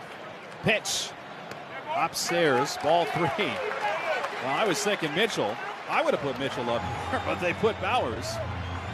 So it is 3-2. And this guy's another strikeout machine. Calls for time. Behind him, lefty Sal Frelick and then Joey Ortiz. Fans in Milwaukee on their feet. 3-2 to Bowers. Pitch. Hit high in the air, right field. Marte looks up. It's gone. Jake Bowers hits it out to the second deck in right, and Milwaukee in the bottom of the 7th takes a 1-0 lead on a pinch hit bomb by Bowers. On a guy who struck out 118 times in 302 at-bats. A 199 hitter in the regular season comes up with maybe the biggest swing of Milwaukee's season, and the Mets gather on the mound around Jose Buto, a young, inexperienced postseason pitcher who just gave up a huge home run. Pat Murphy makes the change. He goes with Bowers instead of Hoskins, and Jake Bowers pulls a Reese Hoskins, if you will. Wow. Buto's best pitch is his changeup, and on 3-2, just getting a look at the replay, he hung it. Marte took a courtesy step. Bowers hit it 405 feet. So here's Frelick. This place is loud still. Brewers ahead in Game 3. Pitch. That's drilled. Right field. Frelick hits it out. This one is also gone.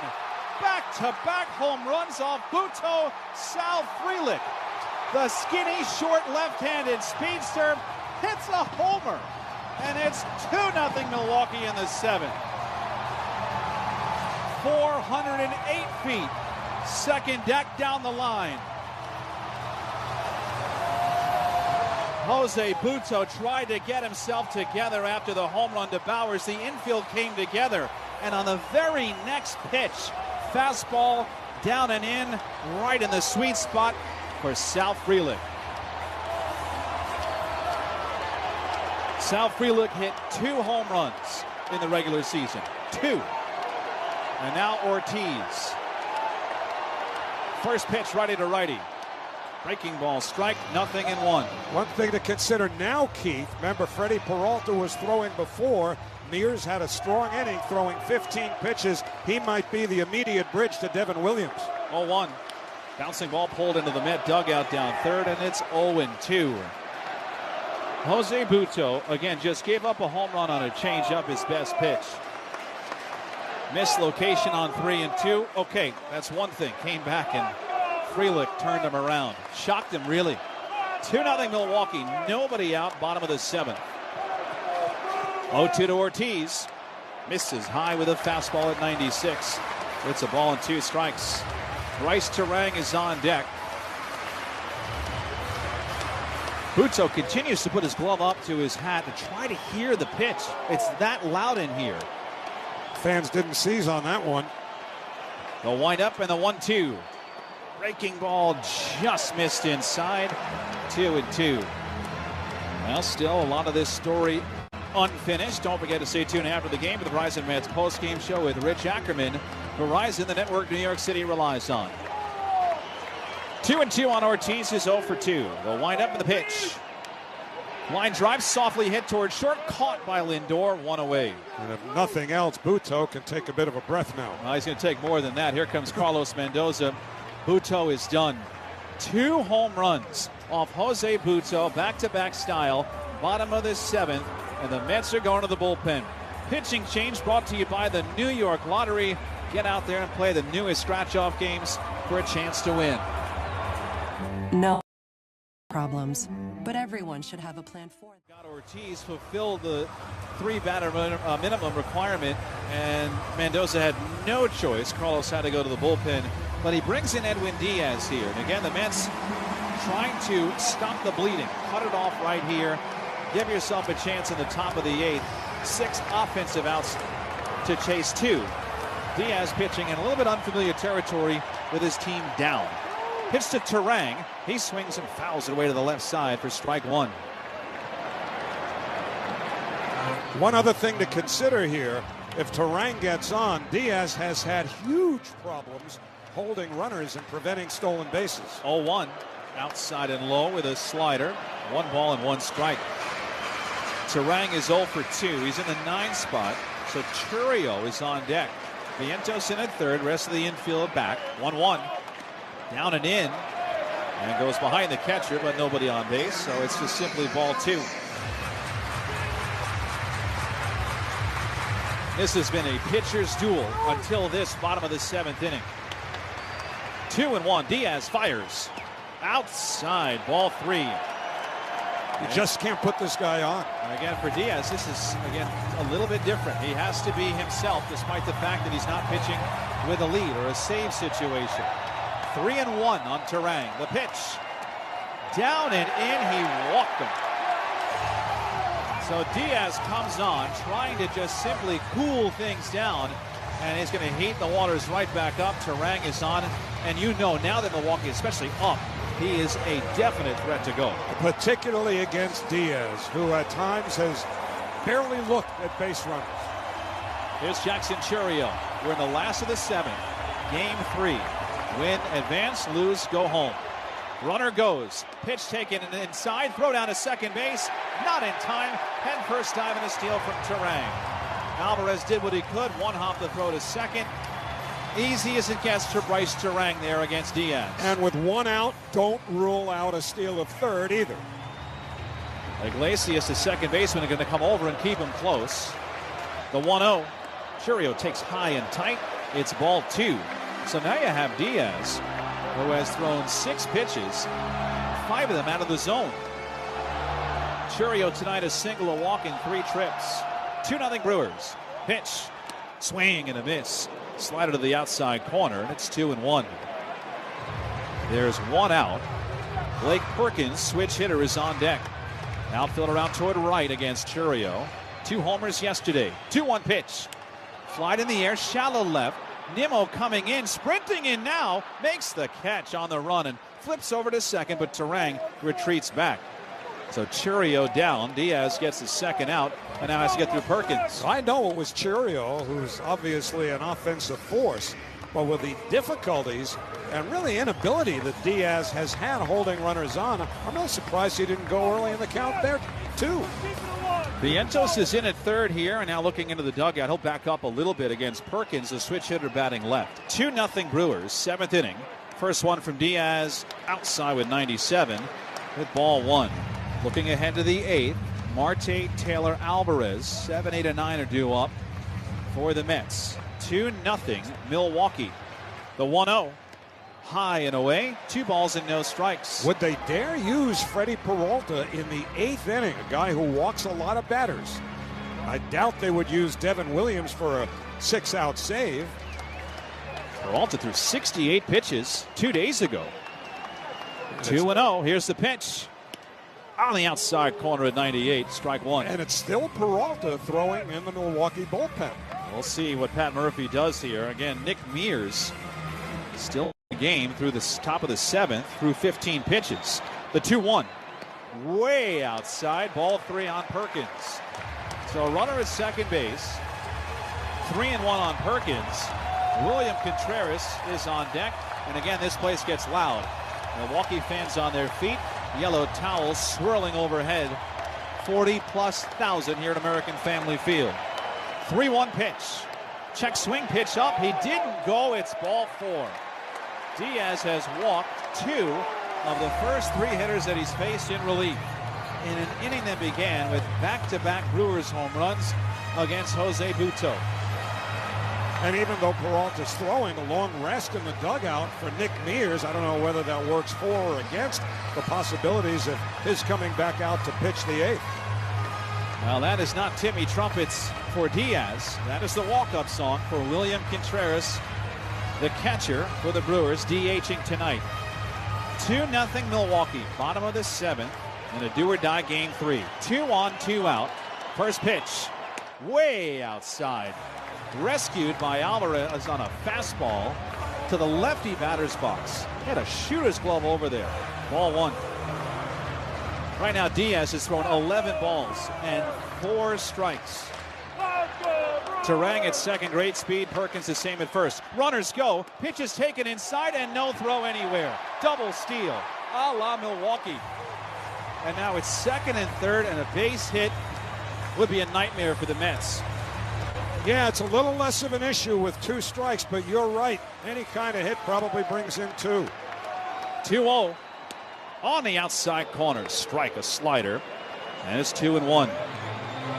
Diaz needs to strike out Contreras here, at least get an out anywhere. 2 down in the inning, 2 on.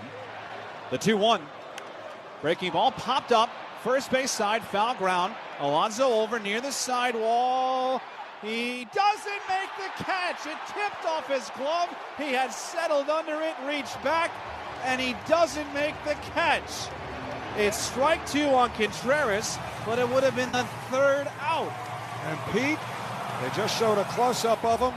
Looked despondent at first. Then shaking his head, muttered something that doesn't need to be repeated. 2-2. 2 in scoring position. 2-0 Milwaukee. Pitch. Outside, ball 3. Willie Adames and his 112 regular season RBIs is on deck. Perkins at second, Terang at third. 2-0 Brewers in the bottom of the 7th. Crowd getting loud again. Diaz has recorded just 1 out. 3-2. Swing and a miss. He got him. Fastball away, side retired. Diaz comes in and strands 2, but the Brewers hit back-to-back solo home runs and take a 2-0 lead to the 8th on Odyssey Mets Radio, driven by your Tri-Honda dealers. New first baseman, but even with a lead, Gary Sanchez going to stay back behind home plate. Eric Haas is a defensive catcher on the bench for the Brewers. But the Mets are chasing 2 here, Howie, and Freddie Peralta threw 68 pitches 2 days ago, and he's going to pitch the 8th inning tonight. Yeah, we'll see how long it takes for them to get Devin Williams up. Starling Marte 0 for 2 leads off. Peralta's first pitch right down the middle for a called strike, 0-1. Now, he is their ace, so it's hard to second guess the move, but he has not pitched in relief all year. He does walk a lot of batters. 0-1 the count, the pitch, swing and a miss at a breaking ball, 0-2. He tied for the second most walks allowed in the league, but he also struck out the 6th most amount of hitters. And again, pitching in a situation here he is not accustomed to. Ahead of Marte 0-2, Peralta delivers. Little bit low, 1-2. Remember, he was very upset the other night coming out. He had basically upstaged his manager and said, I don't know why they took me out. Well, maybe this is Pat Murphy's way of making him somewhat of a hero in this one. 1-2 to Marte. Peralta to the belt. Now the pitch. Swinging a ground ball to second. Moving to his left to Rang. He's got it. Throws to first in time. 1 man away. The Power Report is sponsored by Bill Vince's Bridgewater Acura on Route 22 in Bridgewater, New Jersey. There has not been power for the Mets in this series. They have not hit a home run. And so with 1 out, Tyrone Taylor will be the batter. Mets were 4th in the National League in homers. And now Taylor, the former Brewer. Peralta deals. In for a called strike, 0-1. A fastball at 96. Francisco Alvarez on deck. Outfield plays Taylor to pull. The 0-1 pitch, swing and a foul back to the screen, and it's 0-2. Peralta knows this is a 1-inning deal for him if he even gets that much. So he can empty the tank here. The last one, a 97-mile-an-hour fastball. Crowd is up and waving their yellow towels.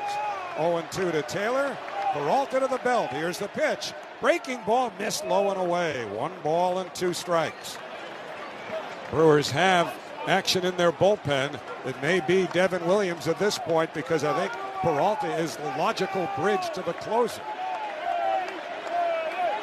1-2 the count. Now the pitch. Swinging a high fly ball to fairly deep right. Going back Frelick. He's under it. Makes the one-hand catch. And there are 2 men away. And it is Devin Williams getting ready in the Milwaukee bullpen. So 2 out, nobody on. Francisco Alvarez coming up. That's baseball brought to you by Ready Refresh, New York's most reliable water delivery service. Alvarez is 0 for 2. So Peralta ready. First pitch, swinging a bouncing ball foul down the third base line, 0-1. Nobody throwing in the Mets bullpen. They'll just have Edwin Diaz go back out there and try to take care of the middle of the Brewers batting order. 0-1 to Alvarez. Peralta delivers. Missed outside. 1 ball and 1 strike with his slider. Alvarez 1 for 10 in the series. Mets have been held to 2 hits. 1-1 the count. Now Peralta sets. The pitch to Alvarez.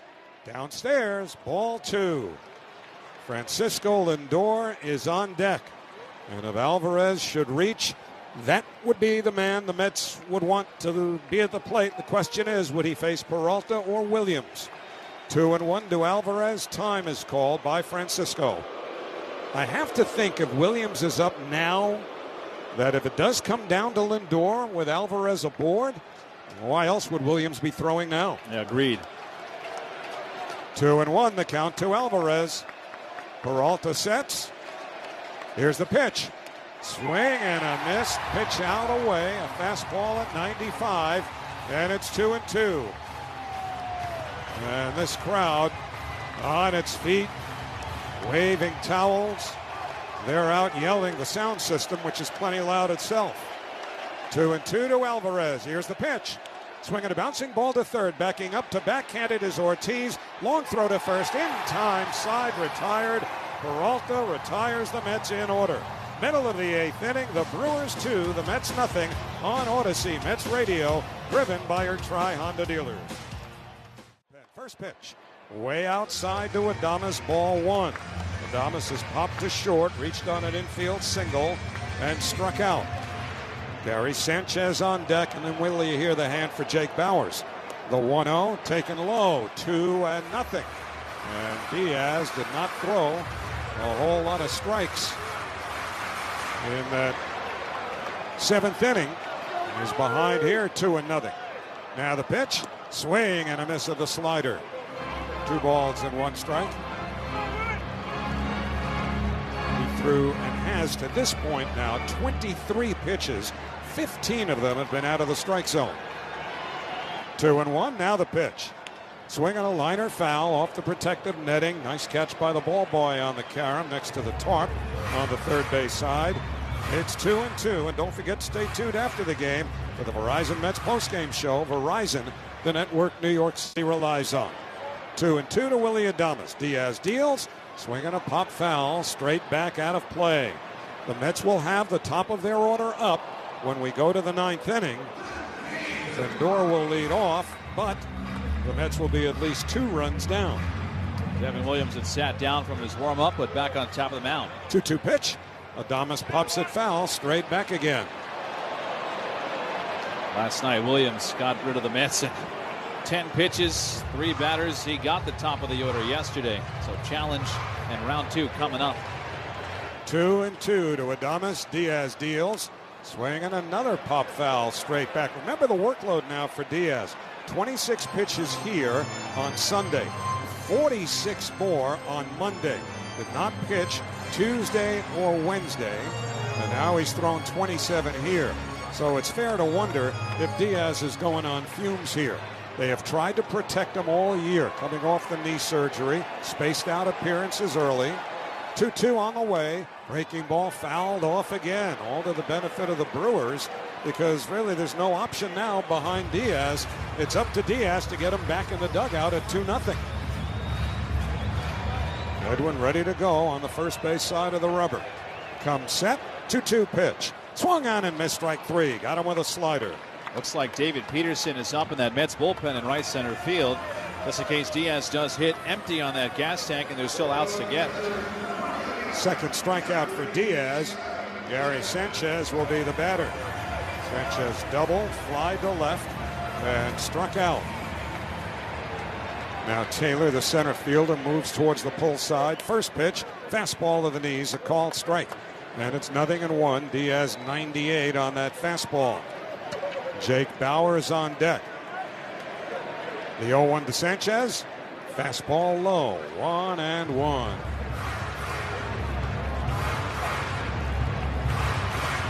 Still a lot of nervous energy in this building.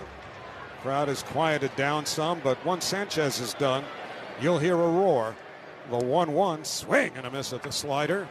And it's 1-2. That's because Bauers is on deck. Frelick is behind him.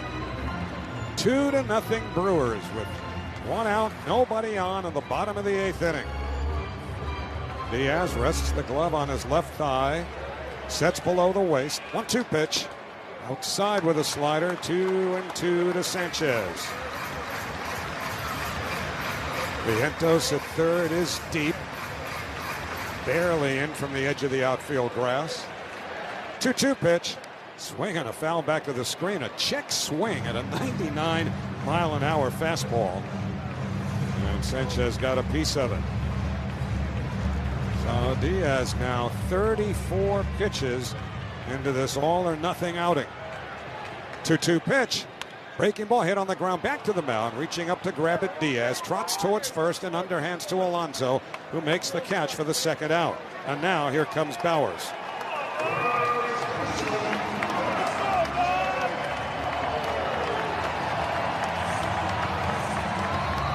Again, it's Milwaukee that goes out sometimes, a low payroll. They go out and find guys that can you hit, can you play defense? And they find Jake Bauers, who hit 199 during the regular season, who has had the biggest swing of the year for him. Left-hand batter, first pitch. Swing and a miss at a fastball, 0-1. Remember, we saw him with the Yankees last year. And he was in the outfield for a while. Remember, Aaron Judge was hurt last year, the foot injury. And he had troubles in the outfield. The 0-1 on the outside corner, a called strike at 99, and it's 0-2. But no matter. He's had the biggest swing of the Brewers season so far tonight. 0-2. Diaz delivers way up high and outside. 1-2. And Diaz at 38 pitches now.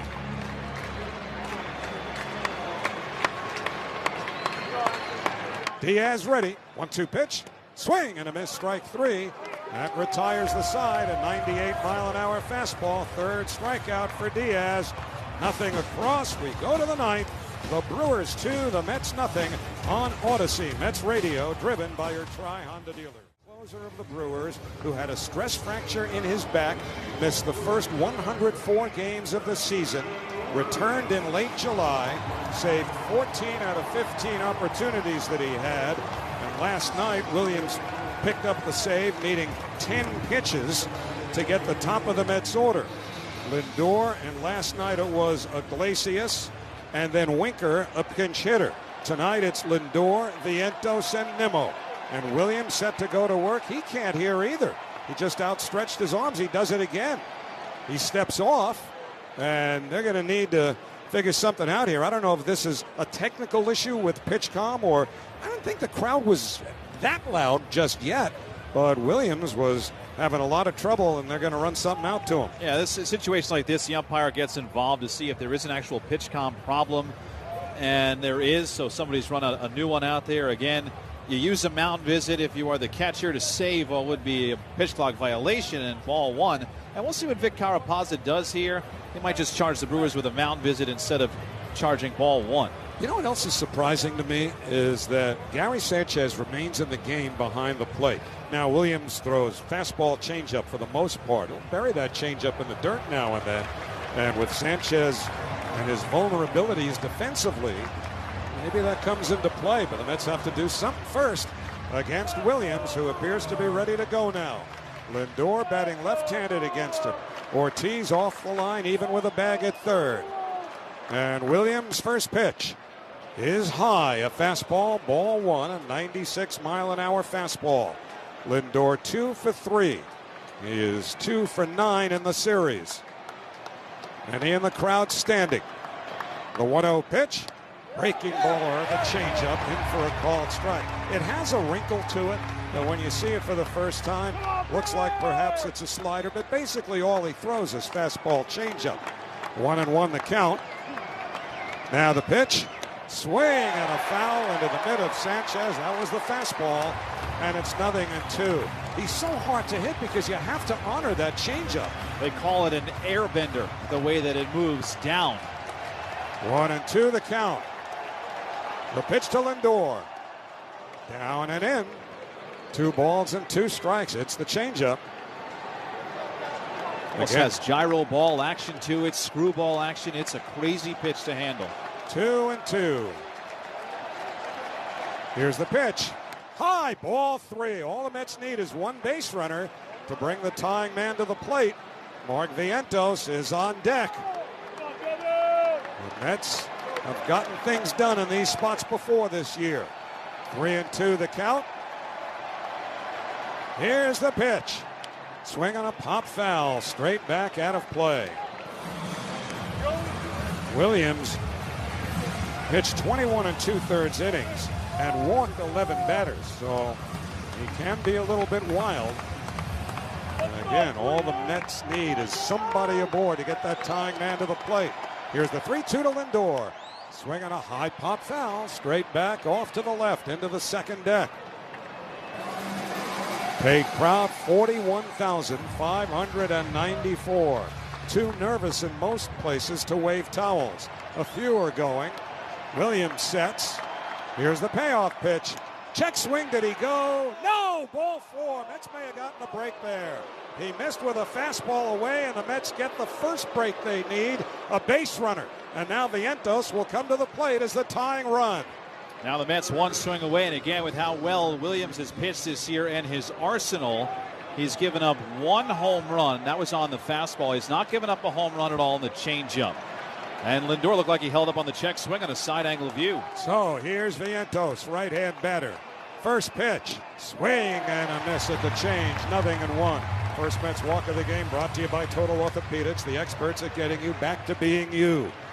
Infield, a double play depth for the Brewers. They lead 2-0.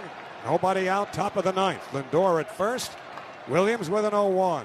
Swinging a bounce at a third, foul. Down the line. Ortiz not giving him too much room there.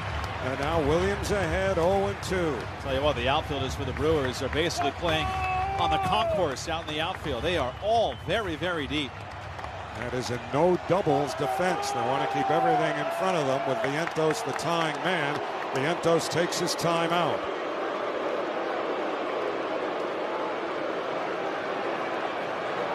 So the pitch clock starts. Vientos settles back in. Williams from the first base side of the rubber bends in. Takes a peek at Lindor at first. The 0-2 to Vientos. Change up away. 1 ball and 2 strikes. It really does look like a slider from here, doesn't it? It does. It heads to one side of the plate and then almost, again, falls back like a screwball would. It's got such insane movement. 1-2 to Vientos. Williams sets. Here's the pitch.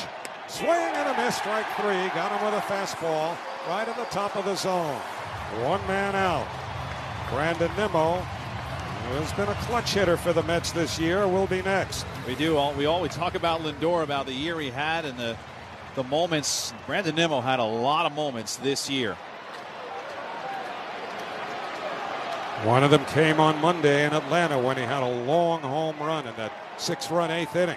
First pitch, swinging a bouncer, foul. One hand picked by the ball boy next to the Brewers dugout, and it's 0-1. Pete Alonso is on deck. 0-1 to Nimmo. Ortiz off the line at third, a stride behind the bag. Williams sets the 0-1 pitch. Swing and a foul. He got just a piece of the changeup. Nimmo was looking fastball there and was out in front. Williams ahead of him, 0-2. If it's any consolation, there's only been 1 home run allowed by Williams this year. It came on a fastball to a lefty. Nimmo a lefty. 0-2 to Brandon. Lindor, hands on his knees, leading from first. Williams sets, now the pitch.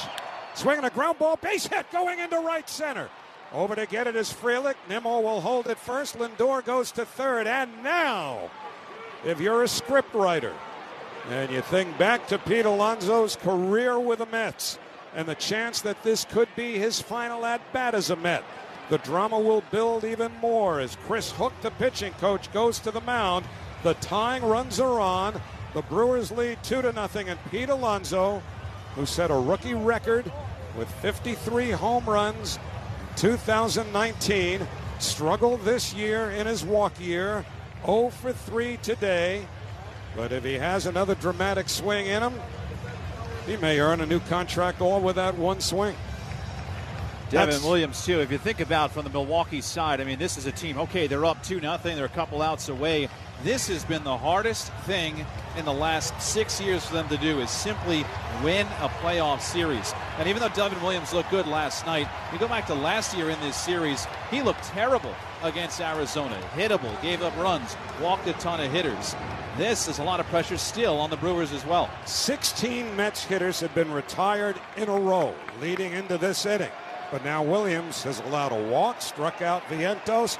Nimmo singled, and here is Alonso. First pitch, in for a called strike, 0-1. He started him off with a changeup, and Pete took it. He is flied to center, fouled out to third, and struck out. This may be his last Mets at-bat. He could make it his most memorable. 0-1 the count. Williams sets. Here's the pitch. High, a fastball, 1 ball and 1 strike. Now this crowd is many precincts standing. Lindor is at third. Nimmo is the tying run at first. Terang over towards the bag at second. 1-1 to Alonso. Williams sets. Here's the pitch. High, ball 2. This is not the dominant Williams we've seen before. You can see it in his body language, and I wonder, that these pitchers, that pitch calm right away. He had to knock him off his rhythm. He came in, the lights were low, camera following him in. Good point. 2-1 to Alonso. Williams sets. Here's the pitch. Inside and low, ball 3. Well, Williams is giving the Mets an opening here. 3-1 to Alonso. The outfield is very deep and straight away. Lindor will take a short walk down the line from third, even though Ortiz is deep. Nimmo leads from first.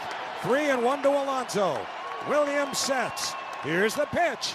Swinging a fly ball to right field. Pretty well hit. Frelick back at the wall. He jumps. It's gone. He did it. He did it. Pete Alonso with the most memorable home run of his career. Pumps his fist as he rounds second. It's a 3-run homer. He's given the Mets a 3-2 lead. They all pour out of the dugout.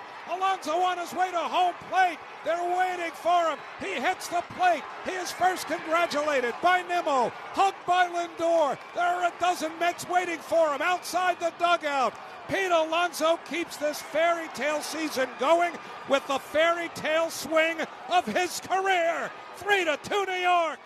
This ball just gets out over the right field wall, right over Frelick's head. There is basically a couple of feet between the wall, a space for some party area, and then the fans in the front row. It landed in the party area. Just got over the wall in right field, disappearing from view. Here is Jose Iglesias. 3-2 Mets. First pitch taken for a called strike, 0-1. Unbelievable. The story, or one of the storylines of this year, the struggles of Pete Alonso in his walk year. And now this. The 0-1. Iglesias taps it foul to the backstop, 0-2. Well, now Mets going to have to get creative in the bullpen because Diaz is certainly out of gas. And David Peterson has started to throw again. This Mets team waited to the possible brink. 0-2, the pitch to Iglesias. Fouled straight down at home plate. Well, there was a great broadcaster who did several sports, including hockey, by the name of Win Elliott, years and years ago. And in a situation like this, when the team he was working for was on the road and had something like this happen, he would yell, "Hey, take it easy. That furniture costs money." Use that here. The 0-2. Iglesias fouls it back to the screen. This is incredible. I mean, this has been the story of the Mets, but so much of the storyline has been on the recent failures of Alonso and whether or not he'd be back. We don't know if this will influence that in reality, but oh, what it did tonight. The 0-2, Iglesias rolls it to second. Terang to his left, up with it. Throws to first in time, 2 men away. Well, if Francisco Lindor had perhaps the most memorable regular season home run in Mets history on Monday, where would this one rank in postseason annals? I mean, you've got Ray Knight in the World Series, Game 7 in '86. Todd Pratt's Division Series winner. Well, this one's not over yet. Here's Jesse Winker.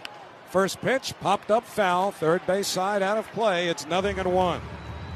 I mean, it's just saw the Alonso replay. As soon as the ball left his bat, he wasn't even done with his swing yet. He screamed, yes. He knew he got it. They just did get it, too. Come on, Brewer! Here's the 0-1. Winker fouls it back to the screen. It's 0-2. Well, Pete has hit 226 regular season home runs for the Mets. Add them all together, and they don't total what he just did with one swing here. He took Williams' changeup deep. Nobody's done that this year. Nobody. Here's the 0-2 pitch. Fastball high, 1-2. So now this crowd is stunned, and they will have the bottom third of their order up in the bottom of the ninth inning. Frelick, Ortiz, and Terang. Let's go! 1-2 to Winker. Swing and a foul off to the left and out of play. So the first Mets run of the game, sponsored by Sloman's Home Security. Real people, our real security. Sloman's, the difference is human. 1-2 to Winker. Let's go, Devin! Williams deals. Inside, he hit him. Winker has been hit for the second time in this game. And Williams, on the 29th pitch that he's thrown here, having blown the save, now hits former teammate Jesse Winker. and Starling Marte will be next. And Joe Ross has been throwing for a little while now for Milwaukee. And now that's a phone call Pat Murphy and his pitching coach Chris Zook never thought they'd have to make, is getting somebody else up if this game should continue. And this inning's still continuing here against Devin Williams, even though he's given up 3. So, Williams to Marte. Winker runs, pitch taken outside for a ball. The throw by Sanchez high, not in time. Winker stays on the bag with his first stolen base as a New York Met. I'll tell you what, he got up. He lost his helmet on the way to second base, got up, flipped his head back, and his hair went flowing back. But as he did that, he looked into the dugout. I think he might be hurt. Something might be up. Again, his back's been injured, and now he's doubling over, dropping down into a crouch. He is summoning out Carlos Mendoza and Joe Golia, the trainer, to maybe get a pinch hitter in here, which would be in the DH, a pinch runner in the DH spot. Well, in the meantime, Gary Sanchez, the catcher for the Brewers, is out at the mound. He just patted Williams on the back a few times. And I think he made a very, very important point a moment ago, Keith, when you talked about the pitch com issue before Williams even threw a pitch. It can throw people off. Pitchers have, different tendencies when it comes to unnatural occurrences and how they handle it. They get into a zone. All athletes find their way into a zone at certain times for certain reasons. But for a pitcher who's on the mound, he's basically on the rubber. He's about to throw his first pitch. And now the pitch comm, which is, brand new equipment over the last couple of years, malfunctions. That takes him out of that zone, even temporarily. And he still hasn't gotten back into it. So now Winker at second, 2 out, 1-0 to Starling Marte. Can the Mets ever use an extra run here? The pitch swung on and missed, 1-1. A changeup from Williams. Well, the Mets will worry about Saturday on Saturday. Let's go, Brewers! But Peterson has been throwing. Here's the 1-1 on the way. Marte swings and misses at the changeup, 1-2. The Mets win this game, and let's just say they're able to do it without using Peterson. He would be the guy who would figure would start on Saturday, but that's a long way off. 3 outs at least. 1-2 to Marte. Williams deals. Swinging a ground ball, base hit, going into right field. Williams hits third. He's coming home. Frelick's throw to the plate is offline. Winker scores, slams his helmet down in exultation. Going to second is Marte with a big hit. The Mets get a little breathing room. It is 4-2 New York. And Jesse Winker just body slammed his helmet the way Bruno Sammartino, the great wrestler, used to body slam his opponents. And here comes Pat Murphy with it, taking a walk to the mound to change a pitcher. A nightmare for Milwaukee. I cannot believe this is real life for the Mets with what they've just done. This has been 2024 real life for the Mets. Williams departs. This pitching change is brought to you by the New York Lottery. Get out there and play the newest scratch-off games for a chance to win. Hey, baseball fans, check out ThriveWell Infusion, trusted choice in IV therapy among physicians to experience high-quality care from the highly trained medical staff at ThriveWell. Walk, strikeout, single.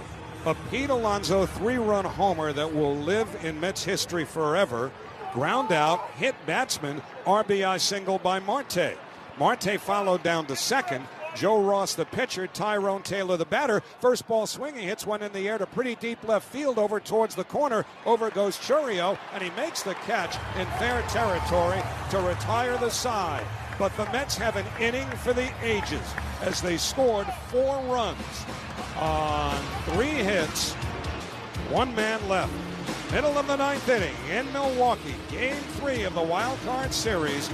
The Mets 4, the Brewers 2 on Odyssey Mets Radio, driven by your Tri-Honda dealers. Let's go, Mets! As the Mets, with 4 on the top of the 9th, 3 on a home run by Pete Alonso, have taken a 4-2 lead. So now, the new pitcher for the Mets will be David Peterson. Luis Angel Acuna is at second base. Bader is in center, Taylor in right, Sal Frelick the batter, takes a called strike, 0-1. Remember, it was Frelick who hit the second of the back-to-back home runs, first Bauer and then Frelick, that gave Milwaukee a 2-0 lead in the seventh. The 0-1 looped in the air to shallow left. It falls in for a base hit. So Frelick turns and holds on. And the Brewers against Peterson, who's in uncharted waters this year, now will bring the tying man to the plate in Joey Ortiz. And for Peterson, he has been a relief pitcher before, but it's been a long time. You have to go back to the early days of Peterson in the COVID year when he made his debut. And even though he's done it before and he knows what goes into it, it's definitely different for him right now in this situation. Joey Ortiz is 0 for 10 in the series. The first pitch to him, way outside, ball one. Well, for Peterson, it's a save opportunity presented by LifeVac, the original choking rescue suction device that saves lives. The save of the game in Lives 2. 1-0 the count. Here's the pitch. In for a called strike. It's 1 ball and 1 strike. Now you start looking at it from the Brewers' perspective. And remember that at-bat against Diaz by William Contreras with second and third, 2 out in the seventh. After they'd scored the 2 runs to go in front, Contreras struck out to end the inning. The 1-1, swing and a miss at a changeup away. And it's 1-2, and the Mets are building support behind Peterson. Right-hander Ryan Stanek is in their bullpen. Bryce Terang is a left-hand hitter. He's due up next. Then Jackson Churio, and that might be where Stanek comes in. 1-2 to Ortiz. Peterson sets. The pitch, swinging a bouncing ball foul off the screen next to the Brewers dugout. And with their postseason history that we have outlined so often during this week, what must be going through the mind of everyone in the Brewers organization, from owner Mark Atanasio, a Bronx guy, by the way, on down. 1-2. The pitch, swing and a miss, strike 3. Got him with a change or a fastball up. And that's the first out. And Peterson, who has a good sinker, really used one here against Bryce Terang, left-hand hitter who's tough to double up. Now Peterson's career year is ERA sub-3. Why? When guys get on, he has doctored up double plays all year. So now Terang, a left-hand batter. Peterson sets, throws over to first. Frelick is back standing and down 2 runs. He's not going anywhere.